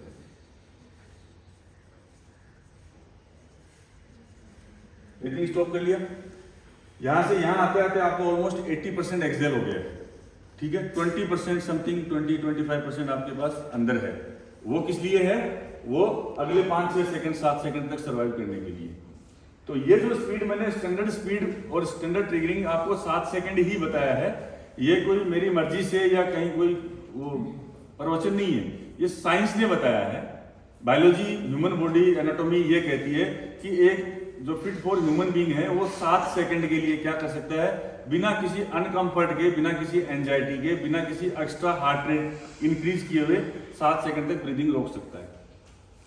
ये बड़ी रिसर्च और साइंस में जो जिन लोगों ने पीएचडी की है ना शूटिंग के ऊपर कि मैं कुछ लिखूं मेरा कोट, तो उन लोगों ने बाद में रिसर्च करके ये बताया है कि ये 7 सेकंड तक जो ये टाइमिंग है आपका, ये बेस्ट है ट्रिगरिंग का भी, यहाँ एमिंग का भी और ब्रीदिंग का भी। आंख वाले एक्सपर्ट क्या कहते हैं, आप जो ट्राटेक वगैरह करते हैं, आंख खुला रखने का जो प्रैक्टिस करते हैं, 7 सेकंड तक आप बिना झपकाए रह सकते हो कंफर्टेबली, उसके बाद आपको ब्लिंक करना ही पड़ेगा। तो आंख का अगर उसके बाद क्या होगा, जो कार्निया आपकी आंख है वो ड्राइनेस शुरू हो जाएगी। तो ड्राइनेस शुरू होगी तो क्या होता है, थोड़ी सी जलन होती है, फिर झपकाना पड़ता है। तो 7 सेकंड तक ब्रीदिंग का बेस्ट है, आंख के लिए बेस्ट है, कंसंट्रेशन के लिए भी। ये जो 7 वैसे तो 2-3 सेकंड भी अचीव नहीं कर पाते माइंड को ब्लैंक रखना, लेकिन अपन क्या कर रहे हैं, ब्लैंक नहीं रखने, किसी चीज पे फोकस कर रहे हैं। तो किसी चीज के ऊपर कंटिन्यू अच्छा फोकस बनाए रखने के लिए भी बिना किसी ज्यादा एफर्ट मेडिटेशन के 7 सेकंड 8 सेकंड का एक स्टैंडर्ड है कि 7-8 सेकंड तक आप एक ही चीज को कर सकते हो, एक ही चीज को सोच सकते हो, उसके बाद नेक्स्ट थॉट आने का खतरा रहता है। ये स्टैंडर्ड पैटर्न समझ में आया कि 7 सेकंड ही क्यों है। तो ये 7 से 9 सेकंड इसलिए है। आपको ब्रीदिंग की कैपेसिटी बढ़ानी है, रनिंग कार्डियो वगैरह एक्सरसाइज कीजिए, स्टेबिलिटी बढ़ानी है, स्टेबिलिटी पे काम कीजिए। इनमें से जो चीज़ आपको हार्ड लग रही है कि ये मेरे से नहीं हो रहा है, तो ये आपको करना पड़ेगा। तो ये समझ में आया। इसके साथ ही ब्रीदिंग आ रहा है, ब्रीदिंग आपका यहाँ पे स्टॉप हो गया और यहाँ पे आकर के फायर हो गया। उसके बाद बहुत से लोग क्या करते हैं, शॉर्ट फायर होते ही घुट जाते हैं, क्योंकि उन्होंने वो प्रैक्टिस नहीं किया या कार्डियो का उसकी कैपेसिटी कम है, या हो सकता है सांस ऊपर ही रोक लेते हैं। तो शॉर्ट फायर होते ही फायर हुआ था, सांस लेते हुए नीचे आते हैं, गलत है। ये अगर कोई शूटर कर रहा है, कोई बच्चा कर रहा है, इट मींस कि उसको ब्रीदिंग नहीं पता है। ठीक है, तो ये नहीं करना। ये करने से क्या होगा, जैसे ही फायर होते ही वो सांस लेता है या छोड़ देता है, इट मींस कि क्या हो रहा है, कैपेसिटी कम है, और वो आगे फ्यूचर में क्या गलती करने वाला है, एंटिसिपेशन ऑफ शॉट।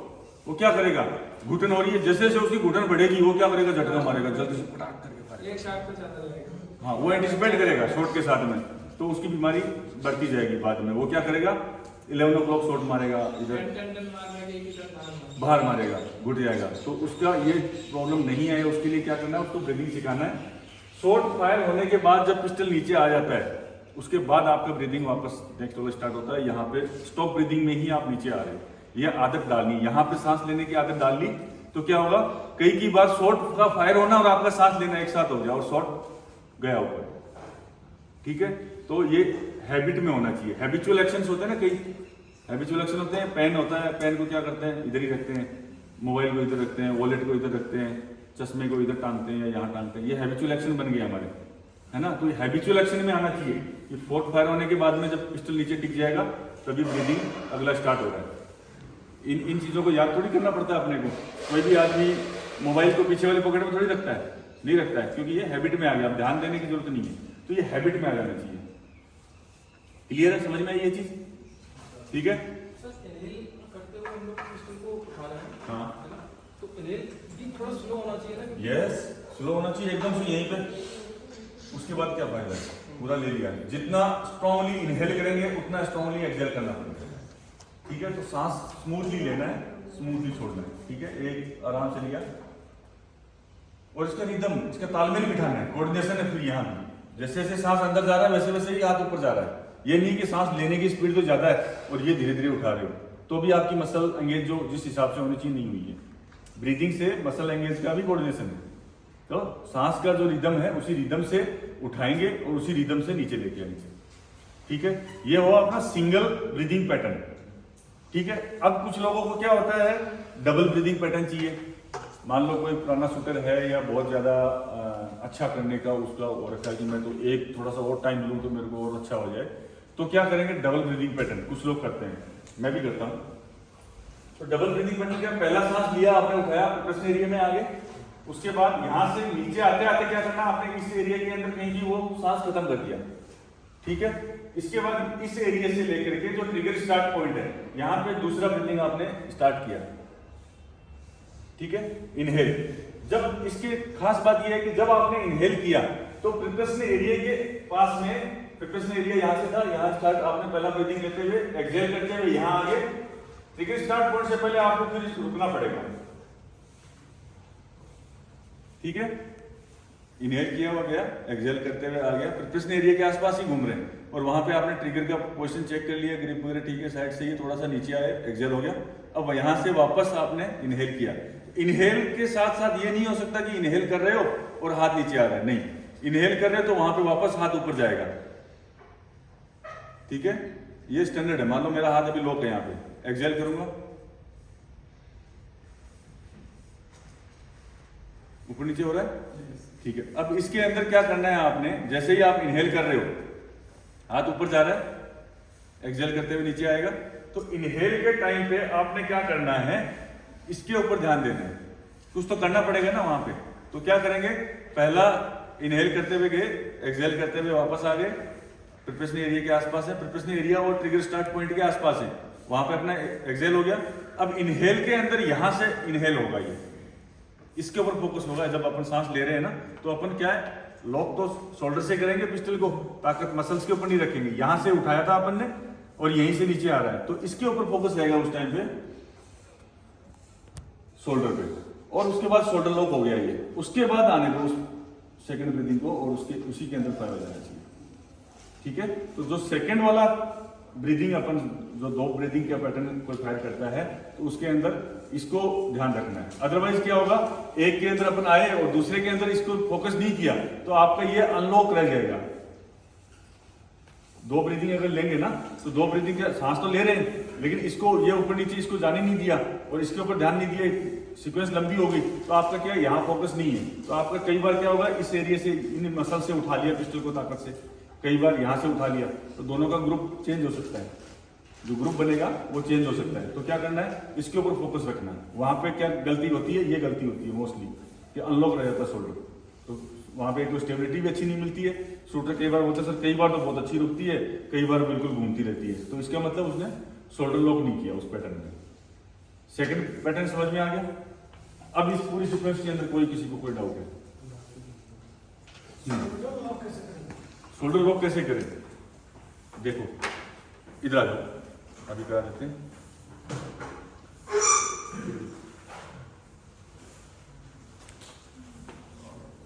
ग्रिप करो,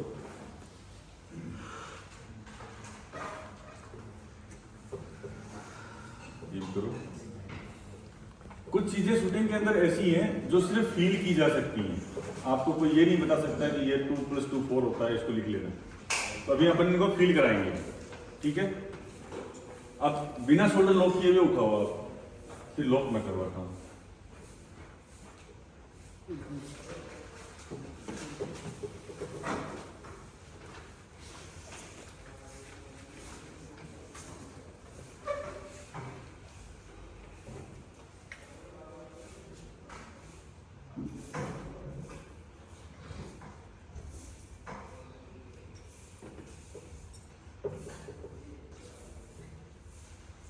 आपने शोल्डर लॉक नहीं करना, आप जैसे बिना लॉक के उठाते हो वैसे उठाओ और वैसे रखो।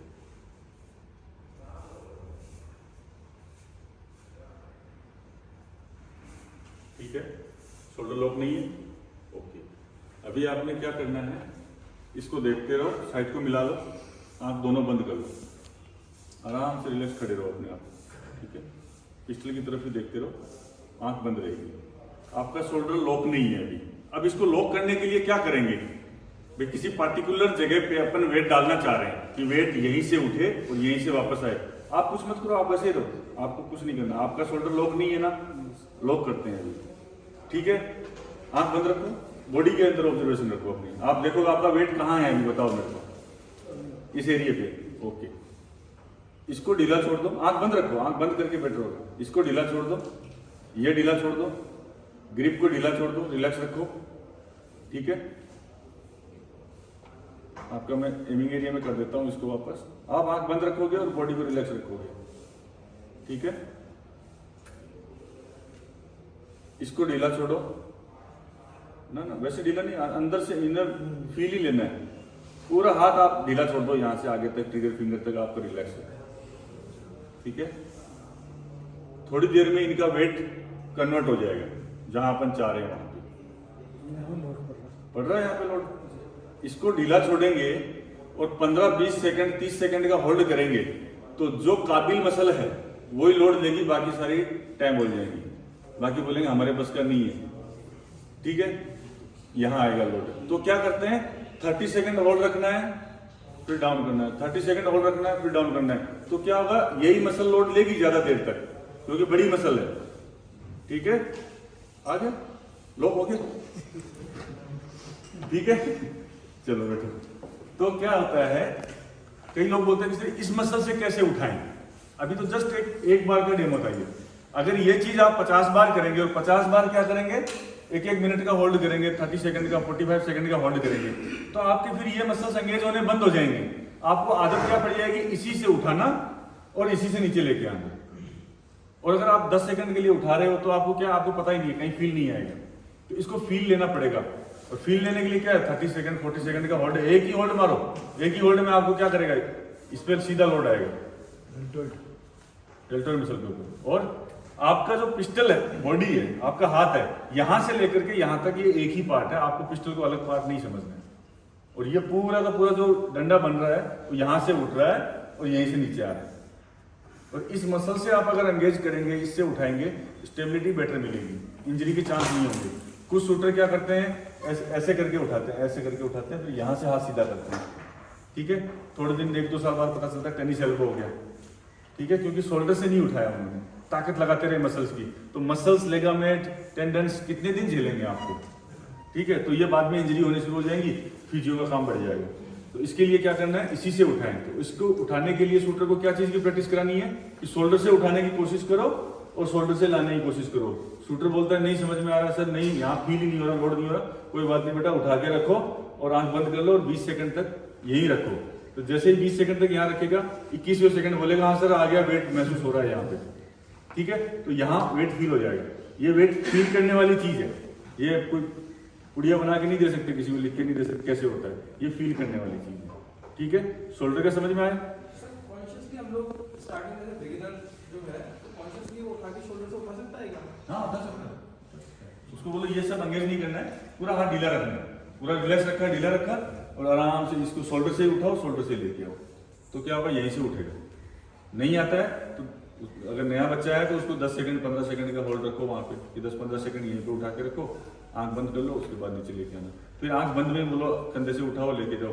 तो जब ये मसल बार बार यूज होने लग जाएगी यहाँ पे, तो उसको क्या मजा आने लग जाएगा, यार ये तो बड़ा इजी है, यहाँ से तो अच्छा उठता है और स्टेबिलिटी भी अच्छी मिलती है। फिर उसकी एक जो होती है ना मसल मेमोरी, और जो आदत होती है, हैबिट होती है, वो हैबिट ऐसी बन जाएगी, वो यहीं से उठाएगा आराम से। राइफल शूटर को कोई ऐसे खड़ा होने के लिए कोई बोलता थोड़ी ऐसे करके खड़े, वो वेट इतना, इस साइड में इतना वेट आप दे रहे हो, उसको काउंटर करने के लिए बॉडी अपने आप इधर जाना चाहती है कि ऐसे होएगा तो मेरे को कंफर्टेबल भी होगा और स्टेबिलिटी भी अच्छी मिलेगी।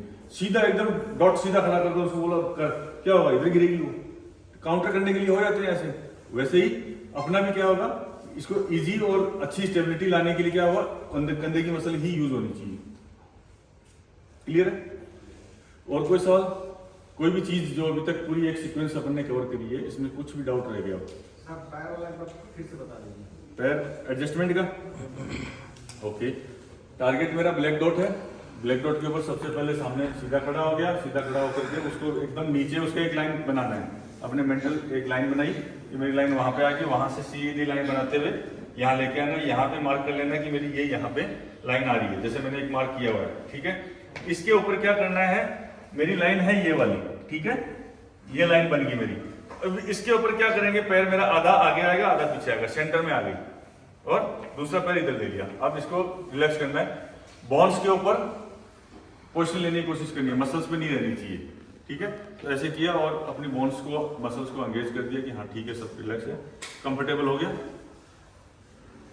समझ में आ गया। वहां से लाइन नीचे बनाई, नीचे से सीधी यहाँ पे बनाई, उसके सेंटर में पैर लिया, खड़ा हो गया, ठीक है। अब ये वाला हाथ लेफ्ट वाला बेल्ट की लाइन में डाला, बॉडी के पास होना चाहिए, और ये पूरा कंधा और पूरा हाथ रिलैक्स ढीला छोड़ दिया। आंख बंद करके सांस लेते हुए हाथ उठाया, सांस छोड़ते हुए नीचे आए, आंख खोल के देखा, एकदम डॉट, मेरा जो ब्लैक डॉट बना हुआ है वो मेरे इधर से गुजर रहा है, किधर से, इधर से, ठीक है। ब्लैक डॉट मेरा इधर से आ रहा है फर्स्ट टाइम में, लेकिन अगर नहीं आ रहा है, ठीक है, मान लो कि मेरा ब्लैक डॉट से इस साइड में आ रहा है, आगे मेरा हाथ आगे आगे, ये हो गया टारगेट का पीछे, ये हो गया आगे मेरा आगे, ठीक है। तो ये किधर हुआ, लेफ्ट ही हो गया ना, मैं इधर मुंह करके खड़ा हुआ तो लेफ्ट में हो गया, टारगेट के लेफ्ट में आ गया। किधर कितना बजे आ रहा है, 9 o'clock, पूरा एग्जैक्टली 9 o'clock आ रहा है। तो क्या करूंगा, लेफ्ट वाले पैर को क्या करूंगा, आगे। अभी मेरा हाथ यहाँ पे है, ठीक है, तो लेफ्ट वाले को मैंने आगे किया, इस पैर को, तो क्या हुआ, हाथ मेरा किधर चला गया, राइट में चला गया। इसको अगर मैं वापस इधर करूंगा तो ये किधर आ गया, ओके। तो क्या करना है, इसको जितना वहां पे है उसके हिसाब से एमएम्स में करेक्शन देना है। थोड़ा सा मान लो इधर मेरा अगर राइट में जा रहा है तो आगे, लेफ्ट में हाथ आ रहा है, तो ये वाला पैर लेफ्ट में आगे आएगा, लेफ्ट वाला, ठीक है, तो हाथ पीछे चला गया। और अगर मेरा हाथ पीछे आ रहा है, राइट में आ रहा है, तो इस वाले पैर को क्या करना है, पीछे करना है, लेफ्ट वाले पैर को। ये एक्शन करने का है, इसमें टारगेट में हाथ आ रहा है, तब टारगेट से ही बाहर है तो क्या करेंगे, पूरा बॉडी आगे पूरा बॉडी पीछे, ठीक है। लेफ्ट राइट के समझ में आ गया।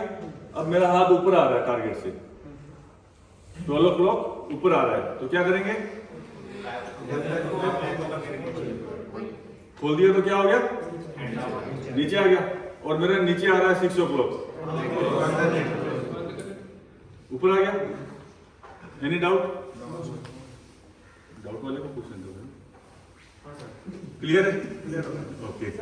टोज है उसको लेफ्ट राइट का कोई मूवमेंट नहीं है। टोज लेफ्ट राइट का ऐसा है कि एकदम स्ट्रेट तो खड़ा नहीं होना है, एकदम स्ट्रेट खड़ा होगा तो क्या होगा, ये थोड़े से घूम जाएंगे, अनकंफर्टेबल लगेंगे। चलते हुए भी हम एकदम स्ट्रेट नहीं चलते हैं, ऐसे फौज में परेड करते हैं ना, परेड में चलते हैं ना एकदम स्ट्रेट ऐसे चलते हैं, वैसे नहीं चलते हैं। चलने के टाइम पे भी क्या होता है, नॉर्मली हमारा थोड़ा सा पैर बाहर की तरफ रहता है, उतना ही बाहर की तरफ रहना चाहिए। तो अगर अपन आगे और पीछे मूव कर रहे हैं तो एज इट इज ऐसे कैसे आगे चला जाएगा, ऐसे कैसे पीछे आ जाएगा, ठीक है। रेगनार स्कैनर का नाम सुना है, रेगनार स्कैनर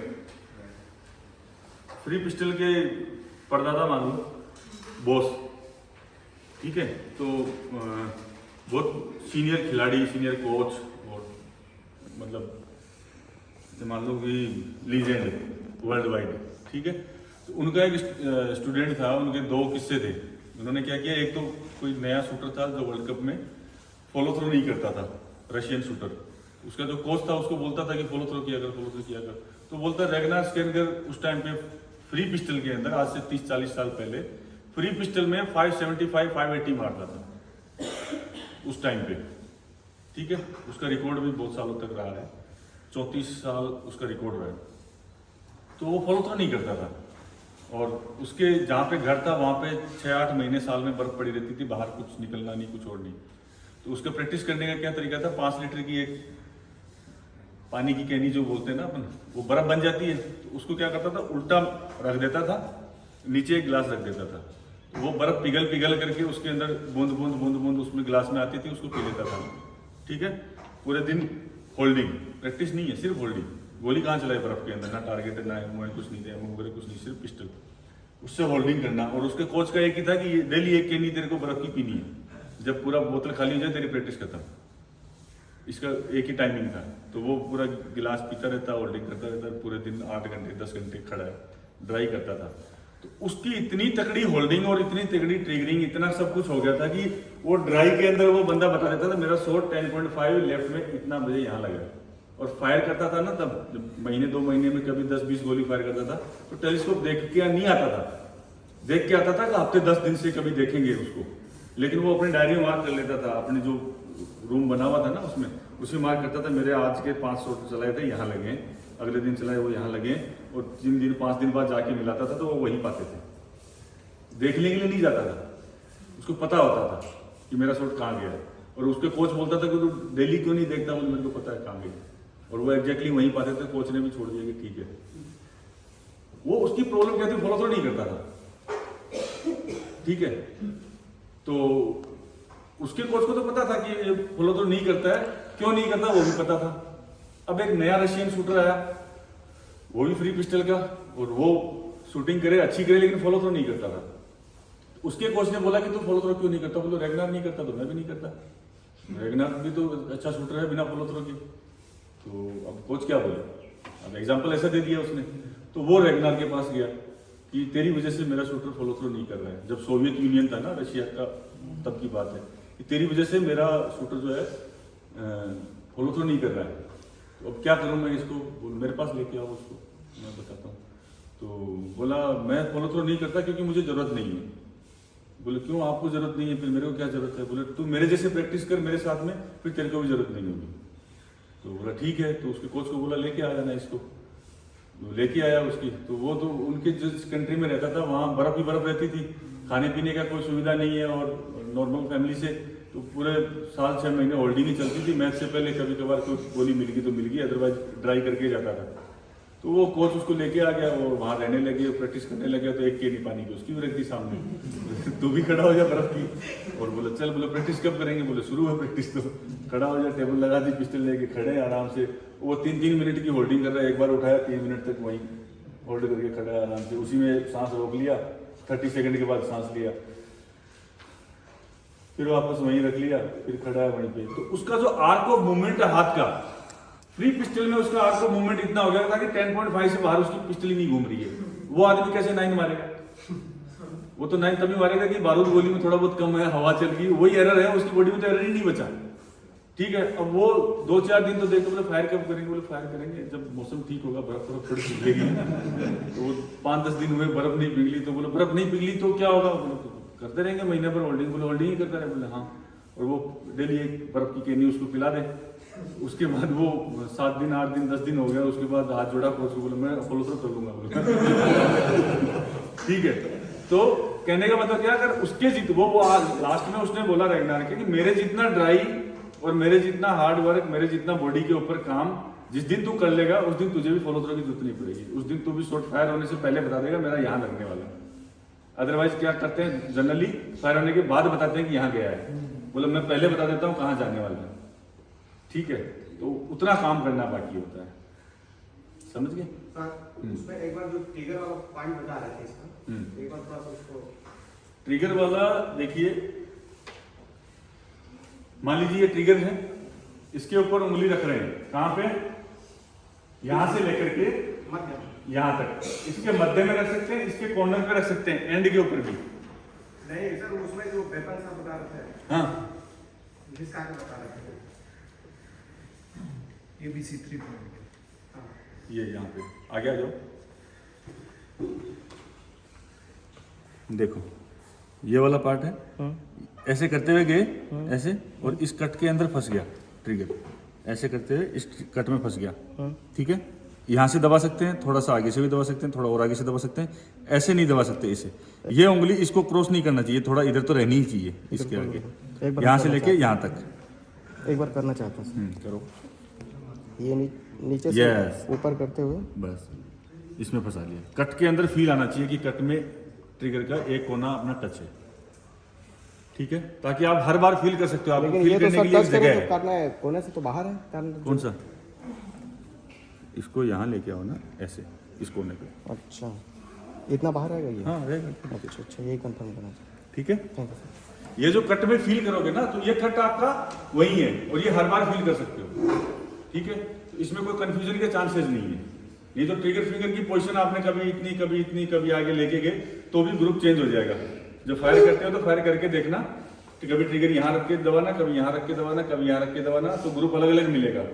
इसको भी आप आगे पीछे करके देखना, तब भी ग्रुप अलग मिलेगा।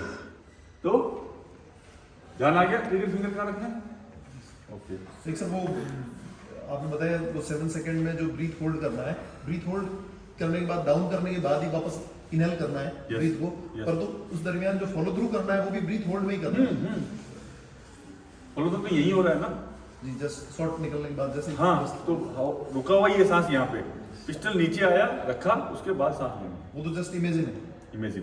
इमेजिन करना है, गैस करना है, आइडिया लगाना है किधर गया होगा शॉट। अगर आप नॉर्मली ठीक चल रहे हो तो शॉट फायर होते आपको पता चल जाएगा कि मेरा शॉट इधर गया है। लेकिन एक स्टेज ऐसी आती है आपकी प्रैक्टिस के बाद में कि आपको फायर होने से पहले ही पता लगना शुरू हो जाएगा। यहाँ दबाऊंगा तो यहाँ लगेगा, यहाँ दबाऊंगा तो यहाँ लगेगा। आप पहले ही आपको कंफर्म हो जाएगा मेरा शॉट यहाँ लगने वाला है। ठीक है, ये सब इसी चीज के ऊपर मास्टरी की बात है। एक सर जब शूटर प्रैक्टिस करता है धीरे धीरे लंबी प्रैक्टिस करा तो ग्रिप बिल्कुल धीरे धीरे टाइट होने लग जाती है। हाँ, ग्रिप टाइट तब होगी जब आप पकड़ोगे, क्योंकि देखो पकड़ आप एक जैसी नहीं रह सकते। भाई साइटर में अलग पकड़ रहे हो क्योंकि थोड़ा सा इमोशन नॉर्मल है, प्रैक्टिस में कोई इमोशन नहीं है तो आप और नॉर्मल पकड़ रहे हो। मैच का पहले कार्ड में अलग इमोशन है, प्रेशर है या कुछ भी कह लो, उसका कोई भी नाम दे दो, तो उस टाइम पे क्या किया अपने, अलग टाइटनेस आ गई। 5 से 10 लग गए कंटिन्यू, उसके बाद अलग टाइटनेस आ गई, और 3 अट्ठे या 2 सत्ते लग गए, उसके बाद अलग फीलिंग आ गई। तो अलग हर बार ग्रिप अलग चेंज होती जाएगी। मैच के एंड में अलग, बीच में अलग, पहले अलग। ये कब होगी, जब आप पकड़ रहे हो, पकड़। ठीक है, अब ये मान लो सारी चीजें इमोशनल चेंजेस नहीं हो रहे हैं तो बॉडी में तो चेंज हो रहे हैं। बॉडी में मैच के स्टार्टिंग में एनर्जी लेवल अलग है, बाद में एनर्जी कैलोरीज बर्न हुई है, मसल्स फटी हुई है, थकी है, तो वो सेम प्रेशर थोड़ी मेंटेन रख सकते हो। वो तो मशीन ही रख सकती है सेम प्रेशर, तो या कोई रेगनार जैसा बंदा हो रख सकता है, हम नहीं रख सकते हैं। तो उसके लिए क्या करना है, हमें पकड़ना ही नहीं है। हमें क्या करना है, ये 3 पॉइंट वाला सहारा लेना है, लटका देना है। अब इसको आप हर बार एक जैसा लटका सकते हो, आपको कोई ध्यान में रखने की, याद करने की जरूरत नहीं है कि मैंने उतना ही टाइट पकड़ा कि नहीं पकड़ा। ना इसमें टाइट है ना ढीला है, बस उतना ही है जितने से आप पिस्टल को होल्ड कर पा रहे हो, बस दैट्स इट। ये उंगलियों कोई काम नहीं है, आराम से बस लगी पड़ी है, लगी है, ठीक है, इनसे प्रेशर नहीं है, ये लगी हुई है, बस लेके आओ, हर बार लेके आया ट्रिगर दबाया, लेके आया ट्रिगर दबाया। वेट अपना इन 3 पॉइंट्स के ऊपर है, दैट्स इट। क्लियर है? और बताओ। बोलो। ये गर्दन कितना वो कैसा मोड़ना है कि कैसा पता चलेगा सर हम लोग बराबर आया कि नहीं करके? बहुत अच्छा सवाल है, ये मैंने छोड़ दिया था। गर्दन का क्या है, नॉर्मली तो जैसे नॉर्मल बॉडी का बंदा है तो उसकी पूरी गर्दन मुड़ जाती है। ठीक है, कोई बहुत ज्यादा मोटा बंदा है क्या, कोई नहीं है? कोई है जिसका गर्दन पूरा ऐसे नहीं मुड़ रहा है ना? कोई बात नहीं, लव या कोई वो नाम नहीं लेना है। हाँ, इधर आ जाओ, वापस पोजीशन लो।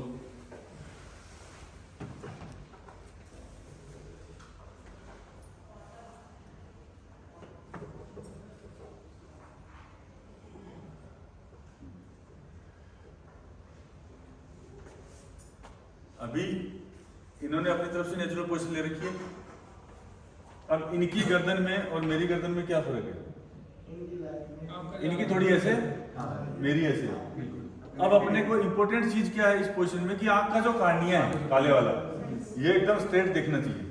ठीक है, काले वाली जो बॉल है वो एकदम सामने होनी चाहिए। अब अगर मैं इसी चीज को ऐसे देखूंगा, मेरा कार्निया किधर है, कोने में आ गया, तो मुझे क्लियर विजन नहीं होगा साइड का, थोड़ा ब्लरनेस आ जाएगा। किसी कई बार चोरी से देखते हैं ना, किसी को अपने ऐसे बैठे होते हैं, देख रहे हैं मोबाइल में क्या टाइप कर रहा है, वो ऐसे दिखता है, टाइप तो कर रहा है, ब्लर है यार, दिख नहीं रहा है ना। तो वही चीज है साइड के अंदर भी। तो इसको क्या, कार्निया को सेंटर में लाने के लिए क्या करेंगे अपन, इनको ऐसे ही रख देंगे। आप इधर डाउन करो, इस वाले पैर को यहाँ लेके आओ। हाँ, अब इसको थोड़ा पंजा घुमाओ, ये इसको थोड़ा सा इधर करो, थोड़ा सा रेडी कर दो। यस, अब जैसे मैंने किया था ना, वहां पे खड़े होकर ऐसे ऐसे ऐसे, यहीं पे ऐसे ऐसे करो, ऐसे आप रिलैक्स करो बॉडी। अब वापस उठाओ आप,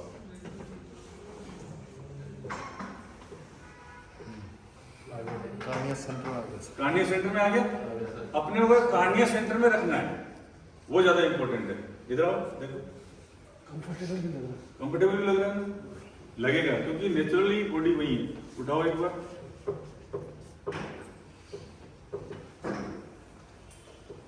अब इनका कार्निया जो आंख का ब्लैक वाला है वो सेंटर में है ना, कोने में नहीं है। तो ये इंपॉर्टेंट चीज है। हाँ, जैसे अपने वो पैर आगे किया तो अपनी बॉडी पिस्टल तो उधर मूव करेगी ना, राइट साइड में। इसको भी तो चेंज किया, दोनों पोजीशन दोनों को चेंज किया ना, इसीलिए किया। नहीं तो वो आप सर उनके शरीर के हिसाब से नहीं, उनकी बॉडी के हिसाब से है। प्लस ये वाले पैर में भी तो प्रेसिंग केस का एडी अंदर किया, पंजा बाहर किया, तो एडी पंजा दोनों बाहर किया तो क्या हो गया, सेंटर तो वही रहेगा ना बॉडी का। ये जो सर है इसको जनरल जैसा अगर कोई नॉर्मल है उसमें भी इसको आगे 60 का ऊपर नहीं चाहिए, आगे फैला हुआ है। हाँ और 60 आंसर में होता है इसमें। हाँ, तो ये सारे जनरल हाँ ऐसा बॉडी है तो ऐसे ही खोलेंगे। जैसा अगर नॉर्मल बॉडी नॉर्मल बॉडी है तो हल्का सा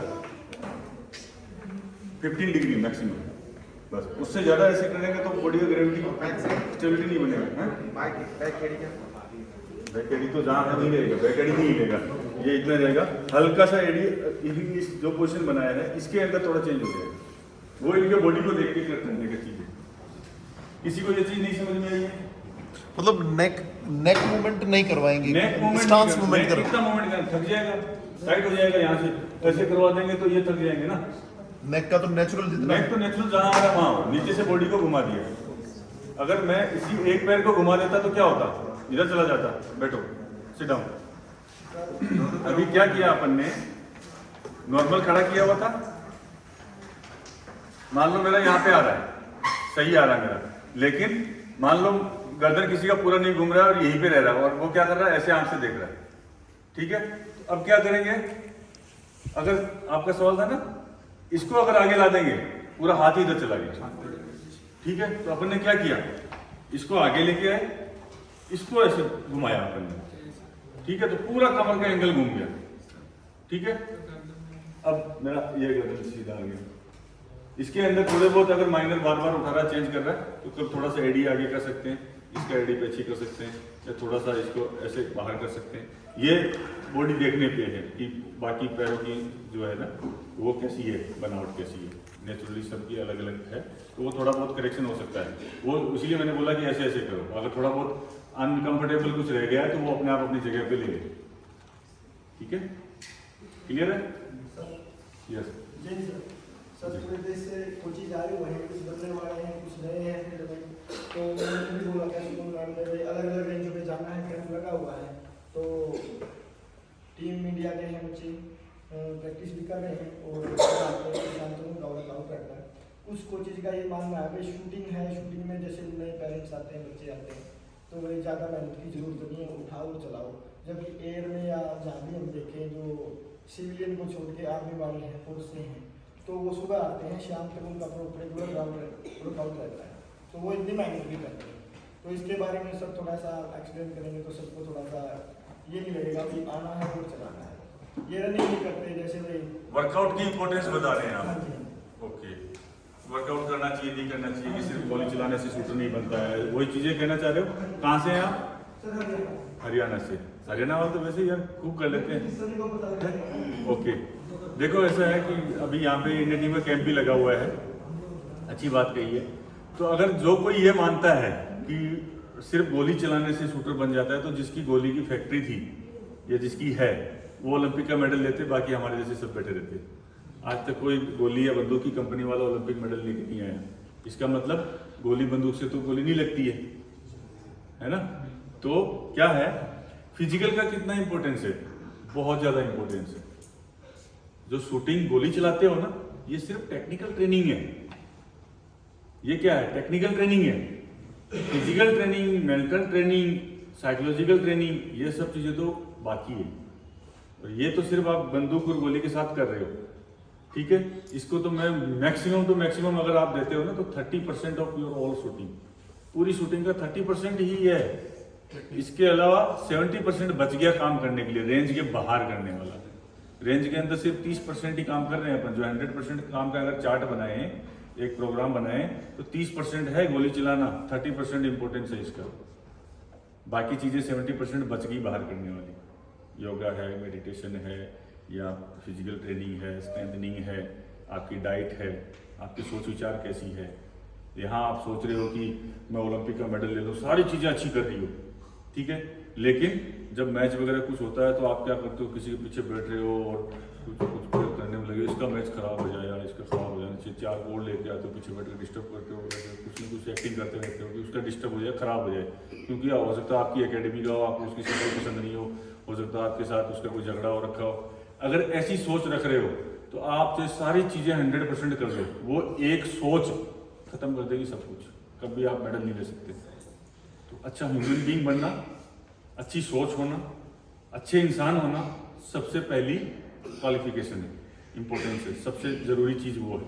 आप एक अच्छे इंसान, आपकी किसी से कोई मान लो अनबन भी है, आप मान लो यहाँ से कोई ऑटो ओला करके नीचे गए कि चलो होटल तक जा रहे हैं और आपके साथ वाला कोई बात हो गई कि यार मैं तो पैसे नहीं दूंगा, तू दे यार, उसने पैसे नहीं दिए मान लो, तो आप उसकी वो हो गया और इसने पैसे नहीं दिए, मेरे चूना लग गया 100 रुपये का, तो वो चूना आप उधर निपटाओ। ये नहीं कि जब वो मैच करने के लिए आए तो आप वो मैच में उसको करके उसको डिस्टर्ब करने की कोशिश करो। इतनी आपके अंदर सहन शक्ति, इतना आपके अंदर विवेक होना चाहिए कि वो एक अलग चीज थी, उसका बदला मैं यहाँ नहीं लूंगा। अगली बार हो सकता है कि मैं खुद बैठ के उससे पहले उतर के भाग जाऊं, बेटा आज तू दे, वो कर सकते हो। सबसे अच्छा तो ये है कि आप ये करो, या हो सकता है कि पिछले जन्म का इसका 100 रुपये मेरे पे रह गया, आज ये लगा गया चूना, कोई बात नहीं, ये पूरा हुआ। लेकिन वो नहीं है तो as a friend, as a मजाक आप ये कर सकते, अगली बार आप निकल के किसी लो या आप पर्स छोड़ के चले जाओ, भाई आज मैं नहीं लाया, दे दे, वो कर सकते। लेकिन ये नहीं कि वो आज वहाँ आपको कोई छोटी सी बात होगी तो आप उसके मैच वाले दिन ये कर रहे हो कि अच्छा आ जा, या आपके रूम का वो रूम में पार्टनर है तो आपने क्या किया कि आज 100 रुपये मेरा चूना लगा, इसका भी खराब करता हूँ, तो उसका टूथपेस्ट लिया और निकाल के प्लस में बहा दिया, ले बेटा तेरा 100 रुपये का टूथपेस्ट खराब कर दिया मैंने। ऐसी सोच अगर रखते हो तो जिंदगी में जो सारी चीजें ले लेना, कोई देवी देवता भगवान आपका भला नहीं कर सकता, क्योंकि वो जो यहाँ कीड़ा बैठा हुआ है ना, पूरा आपकी पूरी मेहनत खा रहा है।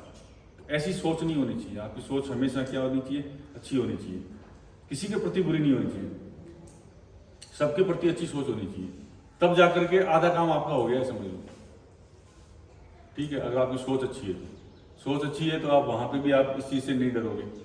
आपको आप सबसे पहला प्राउड आदमी कब फील करता है, किसी कहने से फील होता है क्या कि गुड यार बहुत अच्छा काम किया, बहुत अच्छा बंदा है तू, बहुत अच्छा आवाज, बहुत नहीं, अपने मन में उसको पता है। आप सबके सामने आर्टिफिशियल बिहेव कर सकते हो, अपना नेचर, अपना व्यवहार, अपने कपड़े, अपने जमीन जायदाद, सब कुछ आर्टिफिशियली शो ऑफ करते हैं ना, दिखा सकते हो, खुद को नहीं दिखा सकते। खुद को पता है, आपकी आत्मा को, आपके अंदर, आपके कॉन्शियस माइंड को, आप एक्चुअल में क्या हो।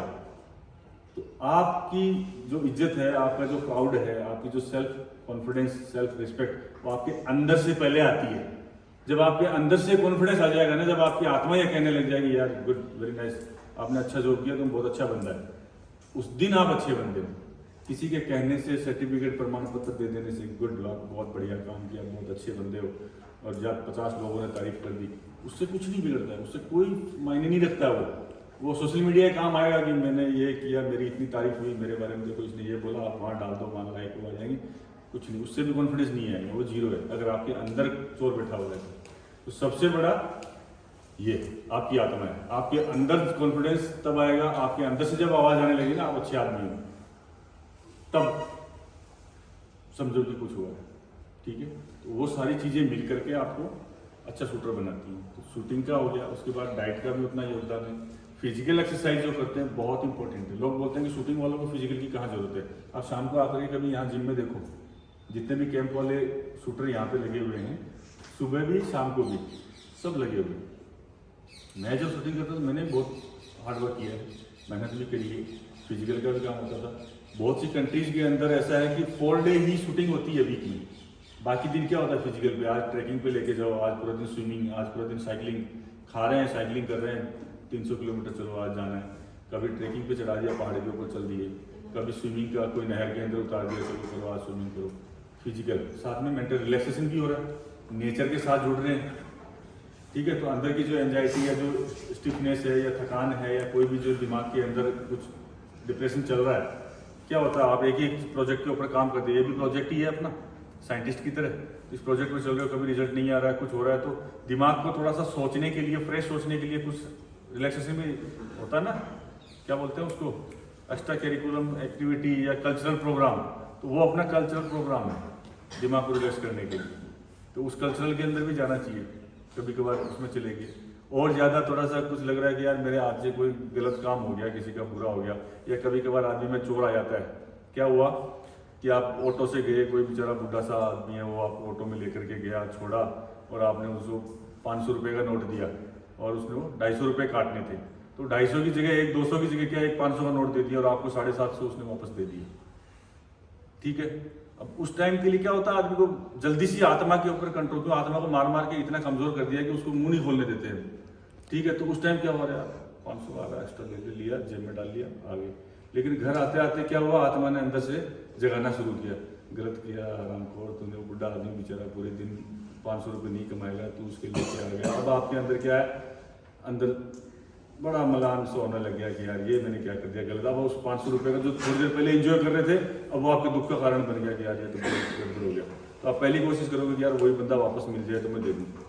फिर क्या हो गया, अब ये जो आपने गुनाह कर दिया, आत्मा को मारा है आपने, क्यों क्राइम नहीं करके आए कहीं पे, वो क्राइम कानून के हिसाब से, किताबों के हिसाब से जो है वो एक अलग चीज़ है।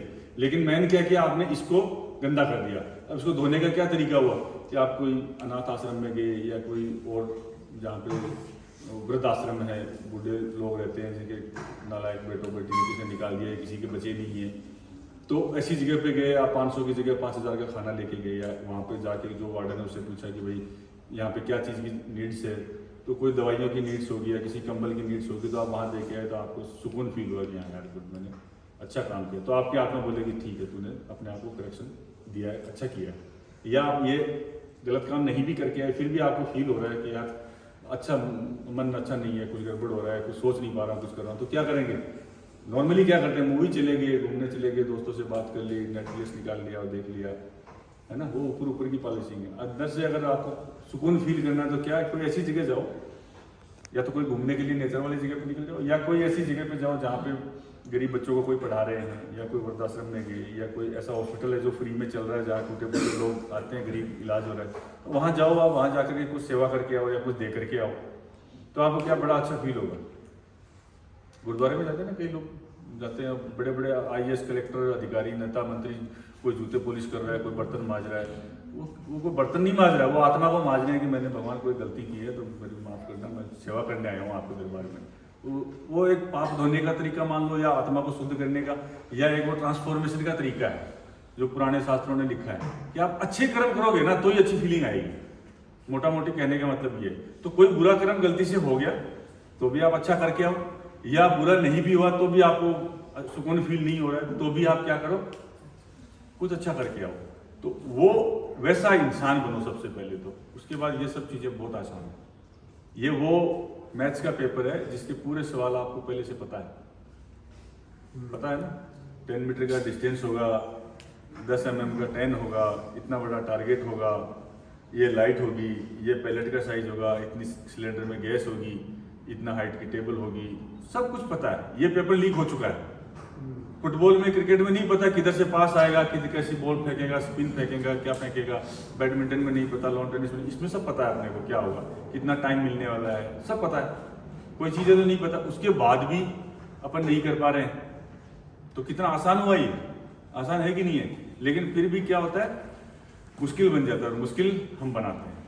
तो सबसे पहले अपने आप को अच्छा इंसान बनाएं, उसके बाद में अगर सबसे पहले क्या ये करते हैं ना, न्यू ईयर वगैरह को होगा, आज तक की गलतियां माफ करना, अब नई गलतियों का दोस्त हुआ है, ये जो डायलॉगबाजी चलती है, ऐसा नहीं होना चाहिए। आपने क्या करना है, हर साल अगर न्यू ईयर को ऐसा काम करते हैं तो आराम से शांति से न्यू ईयर को अकेले में थोड़ी देर बैठे और सोचे कि मैंने इस साल किस किस आदमी से झगड़ा किया, किसका मैंने बुरा किया, किसने मेरा बुरा किया।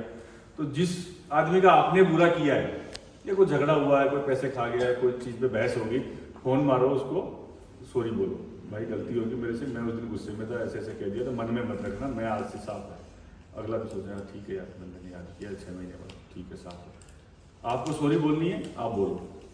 अब आपने उम्मीद कर रखी कि ये 5 आदमियों ने मेरे साथ गलती की, ये मुझे सॉरी बोले, वो नहीं बोलेंगे। जो आपकी आत्मा आज जगी है, हो सकता है कि 6 साल बाद जगे, आप अपने आप ही उनको माफ़ कर दो। मैंने तेरे को माफ़ किया, आज से तेरी की शक्ल देख करके मेरे को गुस्सा नहीं आएगा, मैंने माफ़ कर दिया, तूने जो किया ठीक है, ऊपर वाला देखेगा, मेरी तरफ से तेरे बारे में कोई गिला शिकवा नहीं है। Now you are pure, free हो आप, पूरी जिम्मेदारियों से, पूरी जो टेंशन तनाव से मुक्त हो, ये काम करो। तो इसको इम्पोर्टेंट मानना पड़ेगा। अपन क्या है, कपड़े को ऊपर से क्रीम पॉलिश, दाढ़ी बनी, बाल बने, बस ऊपर से कांच में ठीक दिखना चाहिए, अंदर थोड़ा कांच के अंदर झांक के देखो कभी अंदर क्या है। तो जब अंदर वाले से बात करोगे ना और वो अच्छा है, उसके बाद ये सब चीज़ें अच्छी लगने लगेंगी, आसान हो जाएंगी। तो सबसे पहले शूटिंग के लिए या किसी भी चीज़ के लिए मैं ज़रूरी मानता हूँ कि इंसान अच्छा होना चाहिए, साफ सुथरा, प्योर अंदर से, ठीक है। उसके बाद फिजिकल की बात आई, बहुत ज़रूरी है, मेंटल भी बहुत ज़रूरी है, डाइट भी बहुत ज़रूरी है। जैसा आप खाओगे वैसा ही सोच विचार होगा, ठीक है। वो एक श्लोक है ना कि जैसा खाओगे अन्न वैसा होगा मन। तो मिर्ची खा करके आप मुस्कुरा नहीं सकते हो। आप क्या मिर्ची चबाए बार बार मिर्ची खाए जा मुस्कुराओगे, मुस्कुराओगे क्या? नहीं मुस्कुराओगे। ये तो जैसा आपके अंदर जाएगा, ये एक हार्ड ड्राइव वाला सीन है। भजन की सीडी डालोगे तो भजन निकलेंगे, डीजे की सीडी डालो डीजे का म्यूजिक निकलेगा। जैसी कैसेट अंदर वैसा पिक्चर दिखेगा। तो आप जैसा इसमें खाना डालोगे वैसा ही आपका मन होगा, वैसा ही जैसा मन होगा वैसा ही आप एक्ट करोगे, है ना। जैसी सोच होगी वैसी वाणी होगी, जैसी वाणी होगी वैसे कर्म होंगे, जैसे कर्म होंगे वैसी नियति हो जाएगी, वही डेस्टिनी होगी, है ना। तो इसलिए खाना बहुत इंपॉर्टेंट चीज़ है। क्या खाना है, कब खाना है, कितना खाना है, सब इंपॉर्टेंट चीज़ है। आप जिस फील्ड में हो उस फील्ड के लिए आपको क्या चाहिए, बॉडी एकदम शांत कूल रहे, बॉडी में वाइब्रेशन ना रहे, थॉट्स बार बार ना आए, फ्लक्चुएट थॉट ना हो। बाइपोलर मूड डिसऑर्डर एक साइकोलॉजी में बीमारी है, ठीक है ना। तो उसका मतलब जो डेफिनेशन है वो क्या है कि बंदर की तरह एक पोल से दूसरे पोल पे भागना, है ना। तो वो क्या है, थॉट्स है हमारे। एक बार ये थॉट आया, वो पूरा खत्म ही नहीं हुआ, दूसरा थॉट आ गया, फिर तीसरा आ गया, चौथा आ गया। थॉट्स आए जा रहे हैं, उन थॉट्स का कोई मतलब नहीं है। तो वो थॉट्स बार बार नहीं पैदा हो, इसके लिए क्या करना है, तामसिक चीज़ें नहीं खानी है, कोई भी तमस वाली चीज़ें हैं वो नहीं खानी है, सात्विक खानी है। तो उससे बॉडी की हार्ट बीट, बॉडी भी कूल रहे, दिमाग भी कूल रहे। तो खाने का बहुत ज़्यादा रोल है, बहुत इंपॉर्टेंस है, फिजिकल का भी इंपॉर्टेंस है। शूटर को नॉनवेज नहीं खाना चाहिए। नॉनवेज नहीं खाएं तो बहुत अच्छी बात है, क्या दिक्कत है नॉनवेज में? नॉनवेज में ऐसा क्या है जो वेज में नहीं है, पहली बात तो। दूसरा, अगर कोई खाए तो तरीका बदले। भाई साउथ एशिया के अंदर नॉनवेज खाने का तरीका क्या है, पहले मसाले को भून भून के पूरी खुशबू उसकी उड़ा देते हैं। पूरा जो न्यूट्रिशन पावर होता है ना, वो खुशबू में उड़ना चाहिए, 4 घरों तक पता चलना चाहिए कि यहाँ नॉनवेज बना है। उसके बाद उसके अंदर वो जो भी आप नॉनवेज डाल रहे हो, डाल डूल के बना के पका करके फिर खा रहे हैं, तो वो सारा तो जल चुका है उसके अंदर। जो बोलते हैं डॉक्टर आपकी कि भाई प्रोटीन है इसके अंदर, तो प्रोटीन तो हो लिया कढ़ाई के ऊपर, उधर चूल्हे के ऊपर ही खत्म हो लिया। अब आप जो स्वाद के लिए जो चीज़ें खा रहे हो वो अब उसमें कुछ नहीं बचा है। खाने के जो तरीके हैं, आप कहते हैं, लोग कहते हैं कि रशियंस, चाइनीज, जर्मन्स ये नॉनवेज खाते हैं, उनका भाई खा करके देखो कभी कि वो कैसे खाते हैं। वो उबालते हैं, उबाला, थोड़ा सा नमक मिर्ची काली पाउडर, वो काली मिर्ची वगैरह कुछ डाला, उबला हुआ खा लिया उन्होंने, उसमें कोई दिक्कत नहीं है। उनके पास हमारे जितने रिसोर्सेज नहीं है वेज खाने के, उनके पास कोई इतना, हमारी जितनी दालें थोड़ी होती है, सब्जियां थोड़ी होती हैं, उनके पास है क्या खाने को, नॉनवेज है। नॉनवेज अपना काटते हैं, बॉईल कर लेते हैं, खा लेते हैं, ठीक है। तो उसके अंदर तमस नहीं है, फिर भी नॉनवेज है, वो एक अलग चीज उसके अंदर है, लेकिन नॉनवेज में तमस खत्म कर दिया उन्होंने। अपन क्या करते हैं, उसमें तमस घुसा देते हैं। हाँ, तो उसके साइड इफेक्ट्स भी हैं, इफेक्ट्स भी हैं, सब चीज़ें प्लस माइनस हैं। तो खाने का तरीका इंपॉर्टेंट है, क्या चीज़ कैसे खा रहे हैं आप। दही और दूध को मिला के खाते हैं? नहीं खाते हैं। तरीका हुआ ना इंपॉर्टेंट। दही दूध इंपॉर्टेंट है, बात सही है, लेकिन दोनों को मिला के खा लिया तो क्या हो गया, दोनों चीज़ें खतरनाक हो गई है। वैसे ही खाने का तरीका भी इंपॉर्टेंट है, कब खाना है, कैसे खाना है, किसको किस चीज़ के साथ में खाना है। डाइट के ऊपर अगर बहुत ज़्यादा नॉलेज चाहिए तो राजीव दीक्षित जी का नाम सुना है किसी ने? यूट्यूब करना, राजीव दीक्षित जी का बहुत से वीडियोस हैं उनके खाने के ऊपर। वो साइंटिस्ट है आदमी, डॉक्टर हैं, कई सब्जेक्टों पे PhD किए हुए हैं, वर्ल्ड वाइड कई जगह पे जा करके उन्होंने चैलेंज कर करके साइंटिफिकली लैब में प्रूव करके चीज़ें दिखाई हैं। तो वो वीडियोस आप देखें डाइट के ऊपर अगर आपको जाना है तो, और कोशिश करें अपनी डेली रूटीन के अंदर भी डाइट को उसी को फॉलो करें। घर वालों को भी बोलें कि ये चीज़ ऐसे ऐसे खाना पीना बनाएं और ऐसे बर्तनों का इस्तेमाल करें। एल्युमिनियम के बर्तन होते हैं ना नॉर्मली, तो एल्युमिनियम के बर्तन के ऊपर क्या रिसर्च किया है कि जब अंग्रेज नहीं आए थे तब तक एल्युमिनियम नहीं था इंडिया में। मिट्टी के बर्तन थे, तांबे के, कांसे के, लोहे के, पीतल के, यही होते थे। एल्युमिनियम उन्हीं के साथ आया है। और एल्युमिनियम में आप पुरानी मूवी देखोगे, कोई भी 60, 70, 80, 90s की मूवीज देखोगे, उन मूवीज में जब जेल का कोई सीन दिखाते हैं तो क्या करते हैं, कैदी को जब रोटी पकड़ाते हैं तो उसमें एक एल्युमिनियम की प्लेट होती है, सरकाते हैं ना ऐसे, ले खा ले टुकड़े रोटी वोटी जो भी देते हैं, तो एल्युमिनियम की प्लेट दिखाते हैं ना। वो एल्युमिनियम की प्लेट जो है, एल्युमिनियम का जो बर्तन धातु जो इंडिया में आया है वो तभी से आया हुआ है। और वो उन्होंने अंग्रेजों ने जेल में क्यों कैदियों को ही देते थे, खुद नहीं खाते थे और बाकी किसी को नहीं देते थे। वो क्यों दिया, एल्युमिनियम में बनता था, एल्युमिनियम में खाते थे, क्योंकि एल्युमिनियम जो धातु है वो डिजोल्व होता है खाने के साथ साथ, पिघलता है ना। देखा कभी एल्युमिनियम के बर्तन है तो जल्दी घिस जाते हैं, घरों में जिसके भी है एल्युमिनियम के बर्तन जल्दी घिस जाते हैं। और उसके बाद क्या होता है, खत्म, उसको कबाड़ी को देते हैं, फिर उसके बदले नया ले लेते हैं उसके तोल में ही, वेट में ही, है ना। तो वो जल्दी डिजोल्व हो जाता है खाना पकाने में भी, और बर्तन जो जिस प्लेट में खा रहे हैं वो भी, तो वो बॉडी में जाता है धीरे धीरे। तो वो क्या है, स्लो पॉइजन का काम करता है और वो आदमी की बॉडी की इम्यूनिटी खत्म कर देता है। तो अंग्रेजों ने क्या सोचा, जेल में कौन थे, क्रांतिकारी थे, तो उनको वैसे तो गोली मार नहीं सकते थे, मारा मारने वालों को, लेकिन जिनको चाह रहे हैं कि भाई इनको बीमार कर दे, बीमार करे और इनकी ताकत खत्म कर दें, सोचने की शक्ति खत्म हो जाए, और ये हमेशा जुकाम बीमार सर्दी इसी में रहें, तो क्या क्या लड़ेंगे, बीमार आदमी क्या लड़ाई लड़ेगा। तो उनको बीमार करने के लिए, वीक करने के लिए उन्होंने एल्युमिनियम के बर्तनों में खाना देना शुरू किया। तो धीरे धीरे स्लो पॉइजन बॉडी में जाके उनकी इम्यूनिटी पावर खत्म हुई और वो सब, कोई बीमार हो रहा है, कोई टाइम से पहले मर रहा है, ऐसे चीजें होने लगी।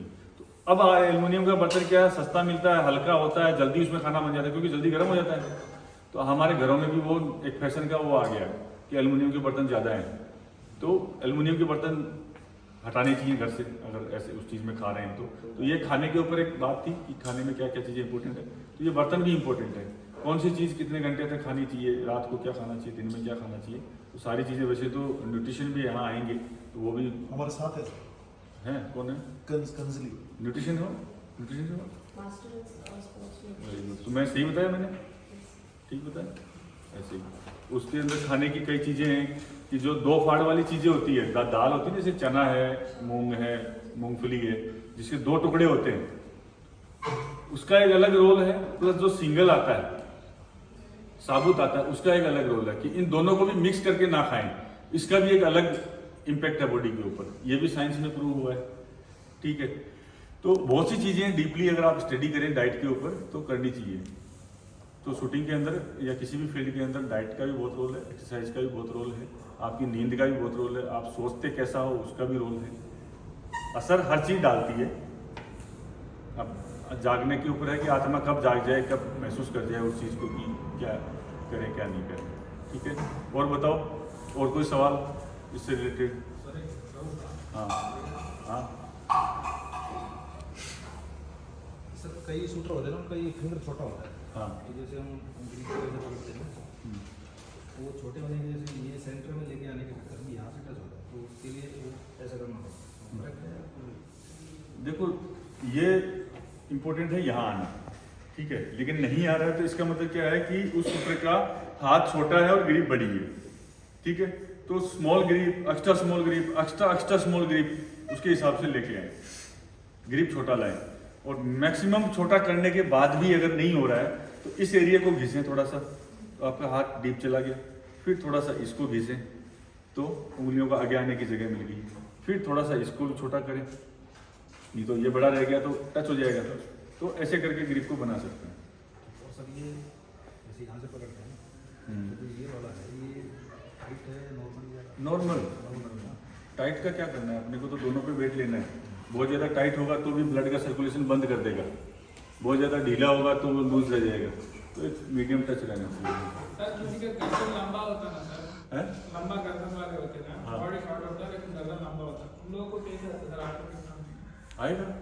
लंबा गर्दन वाला भी क्या करेगा, लंबा गर्दन टेढ़ा मेढ़ा थोड़ी करेगा तो सीधा ही ना, इधर ऊपर से उसकी आंख ऊंची हो जाएगी थोड़ी, देखेगा तो वहीं पे वही वो सही से देख पाएगा सर, देख पाएगा, एक्स वहीं बनेगा, एक्स वहीं बनेगा। लंबे शूटर का फर्क पड़ता है साहब, अगर शूटर की हाइट ज़्यादा है हाँ। और हाइट कम है, हाँ। तो गोली शूटर अगर हाइट ज़्यादा है तो उससे करेगा गोली नीचे हो जाएगी, वो तो ट्रेजेक्टरी वहाँ बन जाएगी, उसका एमिंग एरिया वहाँ बन जाएगा, क्लिक देके वहाँ सेट बना लेगा। लंबे का भी रेगनर्स करेंगे 6.5 फुट का। सर एक और चीज़ है सर, हाँ, मेरा बाइक सीधा रहता, मैं जब पहले पॉकेट में डालता था, कर रहा था, जब इधर डाल रहा था तो अपने आप को खींच ले रहा, हाँ, उसके लिए क्या करना चाहिए सर? वो ये इसमें जोर डाले थे आगे आ जा रहा है जैसे शूटिंग करते थे। ये इसलिए मैंने बोला ना साथ में, इसको ढीला रिलैक्स रखें, इसको टाइट नहीं रखें लेफ्ट हैंड को। अगर इसको आप प्रेशर मारेंगे या इसको टाइट करके रखेंगे तो प्रेशर लगेगा। मैंने जो बोला था उसके साथ में मैंने एक चीज बोली थी कि इसको रिलैक्स ढीला रखना है, ये इसीलिए बोला था। अगर इसको ढीला नहीं रखा है तो क्या होगा, बॉडी को स्विंग भी करवा देगा और प्रेशर भी मारेगा, तो क्या इसका इम्पैक्ट इधर की तरफ रह जाएगा बैलेंस। ठीक है, इसलिए इसको ढीला छोड़ दिया आपने, रिलैक्स छोड़ दिया तो कोई दिक्कत नहीं देगा। ठीक है, स्टांस एक लाइन में होगा तो भी सर आगे पीछे हो, स्टांस दोनों एक ही जस्ट लाइन में हुए तो भी थोड़ा हो सकता है। एक लाइन का मतलब जो फुट स्टांस जो है सर, दोनों एक एग्जैक्ट लाइन में, बॉडी एकदम स्ट्रेट लाइन में नहीं हो, थोड़ा सा भी। हाँ बिल्कुल चल सकता है। हाँ जी, पिस्टल का वेट बढ़ाना है, पिस्टल को भारी करना है। हाँ तो करो, क्या दिक्कत है? जैसे पिस्टल का वेट आता है इस एरिया में लगाएं, यहाँ पे क्या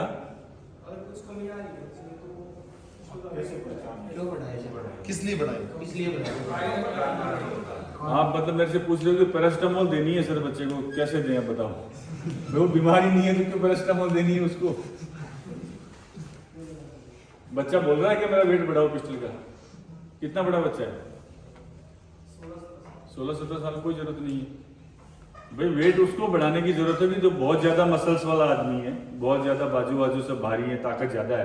अब उस आदमी को 1.25 किलो का पिस्टल हल्का लग रहा है, तो बोल रहा है कि मेरे को हल्का सा वेट बढ़ा दो, तो उसको थोड़ा सा 10-20 ग्राम 15 ग्राम अपन ने इंक्रीज कर दिया, वेट लगा दिया। या वही तो मैंने बताया स्टार्टिंग में, इस एरिया के अंदर आगे लगाओगे तो रिस्ट पे लोड बढ़ जाएगा, तो साइड डिप जानी शुरू हो जाएगी। इस एरिया में बढ़ाओ तो इक्वली वेट जो है ना वो अपना पूरा हाथ इसके ऊपर आ जाएगा। ठीक है, और वेट क्या है लगाने के दो तरीके हैं। एक तो है कि पिस्टल हल्का लग रहा है, किसी की ताकत मसल्स का वेट ज्यादा है। दूसरा क्या है कि किसी की वेलोसिटी बहुत ज्यादा है, पिस्टल की वेलोसिटी बहुत ज्यादा है, जब फायर होता है तो पिस्टल उछलता है, तो अब वो क्या वेलोसिटी कम नहीं करना चाह रहा कि नहीं मेरे को तो अच्छी शूट हो रही है, तो उसकी जंप ना करे, कम जंप करे, उसके लिए क्या करते हैं, हल्का सा वेट लगाएंगे। ठीक है, तीसरी एक और चीज है जो टेक्निकल है एडवांस लेवल पे, कि जो पिस्टल मूव करेगी अगर वेट है तो वो स्लो मूव करेगी, स्टेबिलिटी थोड़ी सी बेटर मिलेगी। लेकिन ये स्टेबिलिटी बेटर मिलाने के लिए पहले इसके साथ वाली स्टेबिलिटी चाहिए, ये लास्ट में करते हैं। पहले दिन ही जा करके सोचो कि मैं 580 मरवा दूँ, आज जाके वेट लगा दिया, ऐसा नहीं होगा। पहले उसकी आनी चाहिए, एक लेवल पे आनी चाहिए, उसके बाद ये चीजें इंक्रीज करने वाली है। और बताओ, क्योंकि वेट को मतलब कैलकुलेट करने का मतलब इसके ऊपर कितना लगाना, ऐसा कुछ नहीं। 5 ग्राम 10 ग्राम 15 ग्राम बस, और क्या। इसके साथ आते भी हैं वेट 5-5 ग्राम के वेट। सर साइड पिक्चर का सर लेफ्ट साइड में मतलब साइड चिपकती है लगभग सभी की। हाँ, तो लेफ्ट साइड से उसको बीच में सेंटर में लाने के लिए किस प्रकार से कौन सी जगह कोई दिक्कत आती है, किस प्रकार? आ जाओ, अभी चिपका के ठीक करते हैं। पकड़ो पिस्टल और लेफ्ट में चिपका दो साइड पे।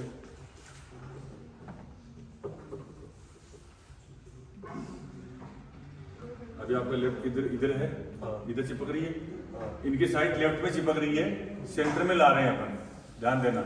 लेफ्ट में चिपका दो, चिपकी हुई है।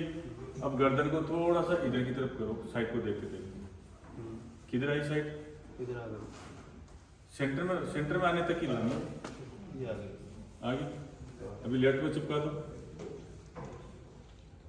लेफ्ट में चिपक गई, थोड़ी सी गर्दन मेरी तरफ लियो, आ गई सेंटर, सेंटर आ गई। समझ में आया सबको? गर्दन में कई बार क्या करते हैं, टाइट हो तो वो बता रहा हूँ, ये एमएम्स के अंदर करेक्शन दिया है, ठीक है, इससे टाइट वाइट का कोई फर्क नहीं पड़ेगा।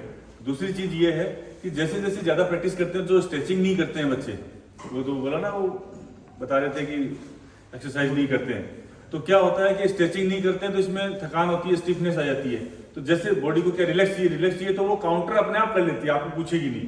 तो जैसे जैसे थकान होनी शुरू होगी तो गर्दन अभी स्टार्टिंग में यहाँ है और धीरे धीरे ऐसे इधर आनी शुरू हो जाएगी, फिर क्या वो ऐसे करके देखने लग जाएगा या पानी ऐसे देखेगा। तो अगर स्ट्रेचिंग प्रॉपर कर रखी है तो आपकी गर्दन नेचुरली वहीं पे आएगी, ठीक है। तो स्ट्रेचिंग बिफोर एंड आफ्टर बहुत जरूरी है, ठीक है। और बताओ, और इसका था, हाँ, प्रैक्टिस करते हैं 40-60 शॉट के बाद क्या होता है कि वो ट्रिगर फिंगर होती है, प्रेशर लेना चालू करती है और वो लॉक हो जाती है, वो शूट नहीं कर पाती। वो किस रीजन से होता है सर? शूट नहीं कर पाती है, मतलब प्रेशर हाई हो जाता है उसका। हाँ वो भारी लगने लग जाता है। ओके, अभी देखिए भारी ट्रिगर क्यों लगने लग जाता है कुछ शॉट्स के बाद में, कि अपना जो ये वाला पार्ट है ग्रिप का, इसका ब्लड का सर्कुलेशन बंद हो गया, इसको अब ब्लड नहीं मिल रहा है, तो ये सुन्न होनी शुरू हो गई, तो अब ये ट्रिगर वेट को फील नहीं कर रही और इसको बहुत ताकत लगानी पड़ती है दबाने के लिए। ठीक है, तो ग्रिप को छोड़े और वापस पकड़ने 15-20 शॉट के बाद, 10 शॉट के बाद में, ठीक है, उसके बाद वापस छोड़े, फिर वापस पकड़े। या फिर अगर इस एरिया में बहुत ज्यादा चुभ रहा है, कहीं भी ग्रिप की बनावट ऐसी है, तो हल्का सा वो जो सैंड पेपर आता है उसे थोड़ा सा फाइल करें। ठीक है, सर ये ट्रिगर प्रेशर के बारे में बताओ थोड़ा। ट्रिगर प्रेशर के बारे में क्या बताऊं? सर जैसे हमने जैसे एग्जैक्ट ट्रिगर दी तो कब कितना प्रेशर है, किस टाइम कितना डाला? अभी कहाँ से, अभी लेट आए हो क्या? नहीं सर लेट नहीं, सुबह से हो यहाँ पे? अभी कहाँ थे? दिमाग इतनी देर? दिमाग से समझ नहीं आया। समझ में नहीं आया? क्या नहीं समझ आया बताओ? भाई फर्स्ट पुल और सेकंड पुल मतलब। ओके, और भी है कोई जिसको ये नहीं पता कि फर्स्ट पुल कहाँ से दबाना चाहिए और सेकंड कहाँ से दबाना चाहिए? सबको पता है? पूछ लूंगा मैं, देखना भी। ठीक है, फर्स्ट सेकंड पुल समझ में आ गया? फर्स्ट सेकंड पुल और बस फर्स्ट सेकंड का ही है। ठीक है, बैठ जाओ। शरीर को और दिमाग को दोनों को यहाँ रखना है। ठीक है, शरीर को यहाँ छोड़ के बाहर नहीं जाना है मूवी देखने के लिए। बता देता हूँ, देखो ये क्या है, पिस्टल उठाते हैं ना, वो एरिया है प्रिपरेशन एरिया। जैसे सांस लेते हो पहली जगह पे जहाँ पे उठाया, वहां पे क्या किया, ट्रिगर फिंगर को ट्रिगर के ऊपर रख लिया। ठीक है, अब सांस छोड़ते हुए ट्रिगर दबाते हुए नीचे की तरफ बढ़ना शुरू हो गए और ट्रिगर दबा रहे हैं। दबा कहाँ से रहे हैं, यहाँ उठाया हमने सबसे ऊपर, इसके बाद एक ट्रिगर स्टार्ट पॉइंट है, उठाने से लेके टारगेट में आने के बीच में, वहां से ट्रिगर को दबाना स्टार्ट कर दिया। सांस छोड़ते हुए यहाँ से नीचे की तरफ आ रहे हैं, कंटिन्यू दबाते दबाते लेके आ रहे हैं। ऑलमोस्ट 80% के आसपास ट्रिगर दब चुका है। सांस यहाँ पे रोक दिया। कहाँ पे, ये क्या है, ब्रेक के ऊपर सांस रोक दिया और इसके नीचे आ गए। किसके नीचे, एमिंग एरिया में आ गए। एमिंग एरिया में आने के बाद 2-3 सेकंड के अंदर फायर हो जाना चाहिए। ट्रिगर कंटिन्यू चलना चाहिए। फर्स्ट और सेकंड का कोई लॉजिक नहीं है यहाँ पे। फर्स्ट सेकंड भूल जाना अगर अच्छी शूटिंग करनी है। ठीक है, फर्स्ट और सेकंड को एक ही समझना है। फर्स्ट को यहाँ दबाएंगे, सेकंड वहां से दबाना शुरू करेंगे। तो जैसे ही अपन अलग से मोमेंटम, अलग से फोर्स स्टार्ट करेंगे इस फिंगर के अंदर, सेकंड कहाँ दबाएंगे, सेकंड तो ऑलमोस्ट यही दबेगा या एमिंग एरिया में आके दबेगा। एमिंग एरिया तो सबसे इंपॉर्टेंट जगह है जहां अपने को मैक्सिमम स्टेबिलिटी चाहिए। वहीं पे अगर अपन अलग से फोर्स क्रिएट कर रहे हैं सेकंड पुल के लिए, तो क्या होगा, साइड हिलेगी, बैरल में जर्क भी आएगा, साइड में हिल जाएगी, स्टेबिलिटी खराब हो जाएगी। तो फर्स्ट सेकंड को भूल जाओ, फर्स्ट सेकंड एक ही साथ कंटिन्यू दबाते दबाते लाओ, ताकि यहाँ अलग से मोमेंटम ना पैदा हो। ट्रिगर फिंगर में मोमेंट अलग से, कुछ वेट प्रेशर स्टार्ट नहीं हुआ, अलग से मोमेंट नहीं होगी। क्लियर है? और कुछ डाउट? सही है, ठीक है। सर कई बार शॉट राइट की तरफ जाते रहते क्लिक लगाने के बावजूद भी नहीं आते हैं। तो उसको सर लाने के लिए प्रैक्टिस भी कितनी देर करते रहो नहीं आते हैं। सर उसको किस प्रकार से कर जाते हो? ये जिस शूटर की प्रॉब्लम है, कोई शूटर है आपने वास्ता कर, उसकी पिस्टल खुद की है? नहीं। देखा ना कैसे पकड़ में आया, बताओ। शेयरिंग पिस्टल है? बताओ कौन, दिमाग लगाओ आप में से कि कैसे। ग्रिप तो हो सकता है, ग्रिप तो नहीं, वो तो क्लिक दे रहा है ना, क्लिक देके भी नहीं आया। उसका ट्रिगर पीछे कर दो। ट्रिगर पीछे, पीछे नहीं है, आगे है उसका, यानी पीछे करना है, पीछे करना है, राइट में जाएगा पीछे, हाँ, लेफ्ट में जाएगा आगे। ठीक है, शेयरिंग वालों के साथ ये दिक्कत आती है। ठीक है, तो उसको क्या है कि एक एंगल बनता है ट्रिगर फिंगर का, उस एंगल में ही ट्रिगर शू होना चाहिए। उसके ज़्यादा आगे पीछे है तो भी जो लेफ्ट राइट के एरर है वो कभी खत्म ही नहीं हो सकती। क्लिक से खत्म होने वाली चीज़ें नहीं है, उस फिंगर का दबाव ही उधर की तरफ रह जाएगा। ठीक है, और बताओ। जो रेगा वाला आपने एग्जांपल दिया था, जैसे फॉलो थ्रू नहीं करते थे, तो जब फायर करता है तो जो प्रेशर रिलीज होता है उसमें से, तो उससे तो आई थिंक फर्क पड़ता होगा ना, जैसे कि अगर प्रेशर रिलीज हो रहा है तो जैसे पैदल में से राइट प्रेशर से थोड़ा ऊपर नीचे फर्क बट आपने बताया था एक बार, समझ नहीं आया मुझे क्या चीज़ बताना चाह रहे हो। जैसे फायर किया हमने तो जो प्रेशर जनरेट हुआ है अंदर, प्रेशर रिलीज होगा पैरेलल से, हाँ। बुलेट तो होगी साथ में, हाँ तो उस प्रेशर से अगर फॉलो थ्रू नहीं कर रहे हैं तो उस प्रेशर से भी डिविएशन हो सकता है। हाँ, हो सकता है। एयर पिस्टल में है ये चीज़। भाई एयर पिस्टल में क्या है कि जैसे पैलेट फायर हो रहा है, इसके अंदर एयर निकल रही है, तो वो एयर ये तो है नहीं कि कोई एक ऐसे टिपके में निकली और उसको धक्का मार दिया, उसको फोर्स कर रही है, वो आगे कुछ देर तक वो उसके पीछे जाती है, उसके बाद जैसे जैसे उसकी ताकत खत्म हो जाती है, वो हवा में विलीन होना शुरू हो जाती है, वो खत्म हो जाती है, तब तक पैलेट स्पीड पकड़ जाता है, पैलेट अपनी जगह पे लग जाता है। तो आपने शॉट फायर होते ही एकदम से डाउन कर लिया, फॉलो थ्रू नहीं किया, तो क्या होगा, वो जो धागे नुमा जो गैस निकल रही है वो उस पैलेट का डायरेक्शन बिगाड़ देगी। तो जो आपने 10 कॉल किया था वो 9 में चला गया। तो आपने कॉल तो सही किया था, फायर भी सही किया, लेकिन फॉलो थ्रू नहीं करने की वजह से क्या हो गया, शॉट खराब हो गया। ये प्रॉब्लम तो उनको भी आती होगी ना ये चीज। किनको? फ्री पिस्टल की बात कर रहा था। अच्छा, सोचो थोड़ा सा सर आप ये ऑनलाइन में बता रहे हो है। आपने ऑनलाइन क्लास में बताया था सर, क्लास में। हाँ, क्लास में बताया था ना। हाँ, बिल्कुल। और बताओ। अभी थोड़ा सा ब्रेक दें। हाँ बिल्कुल। हाँ, तो अभी सब खड़े हो जाइए।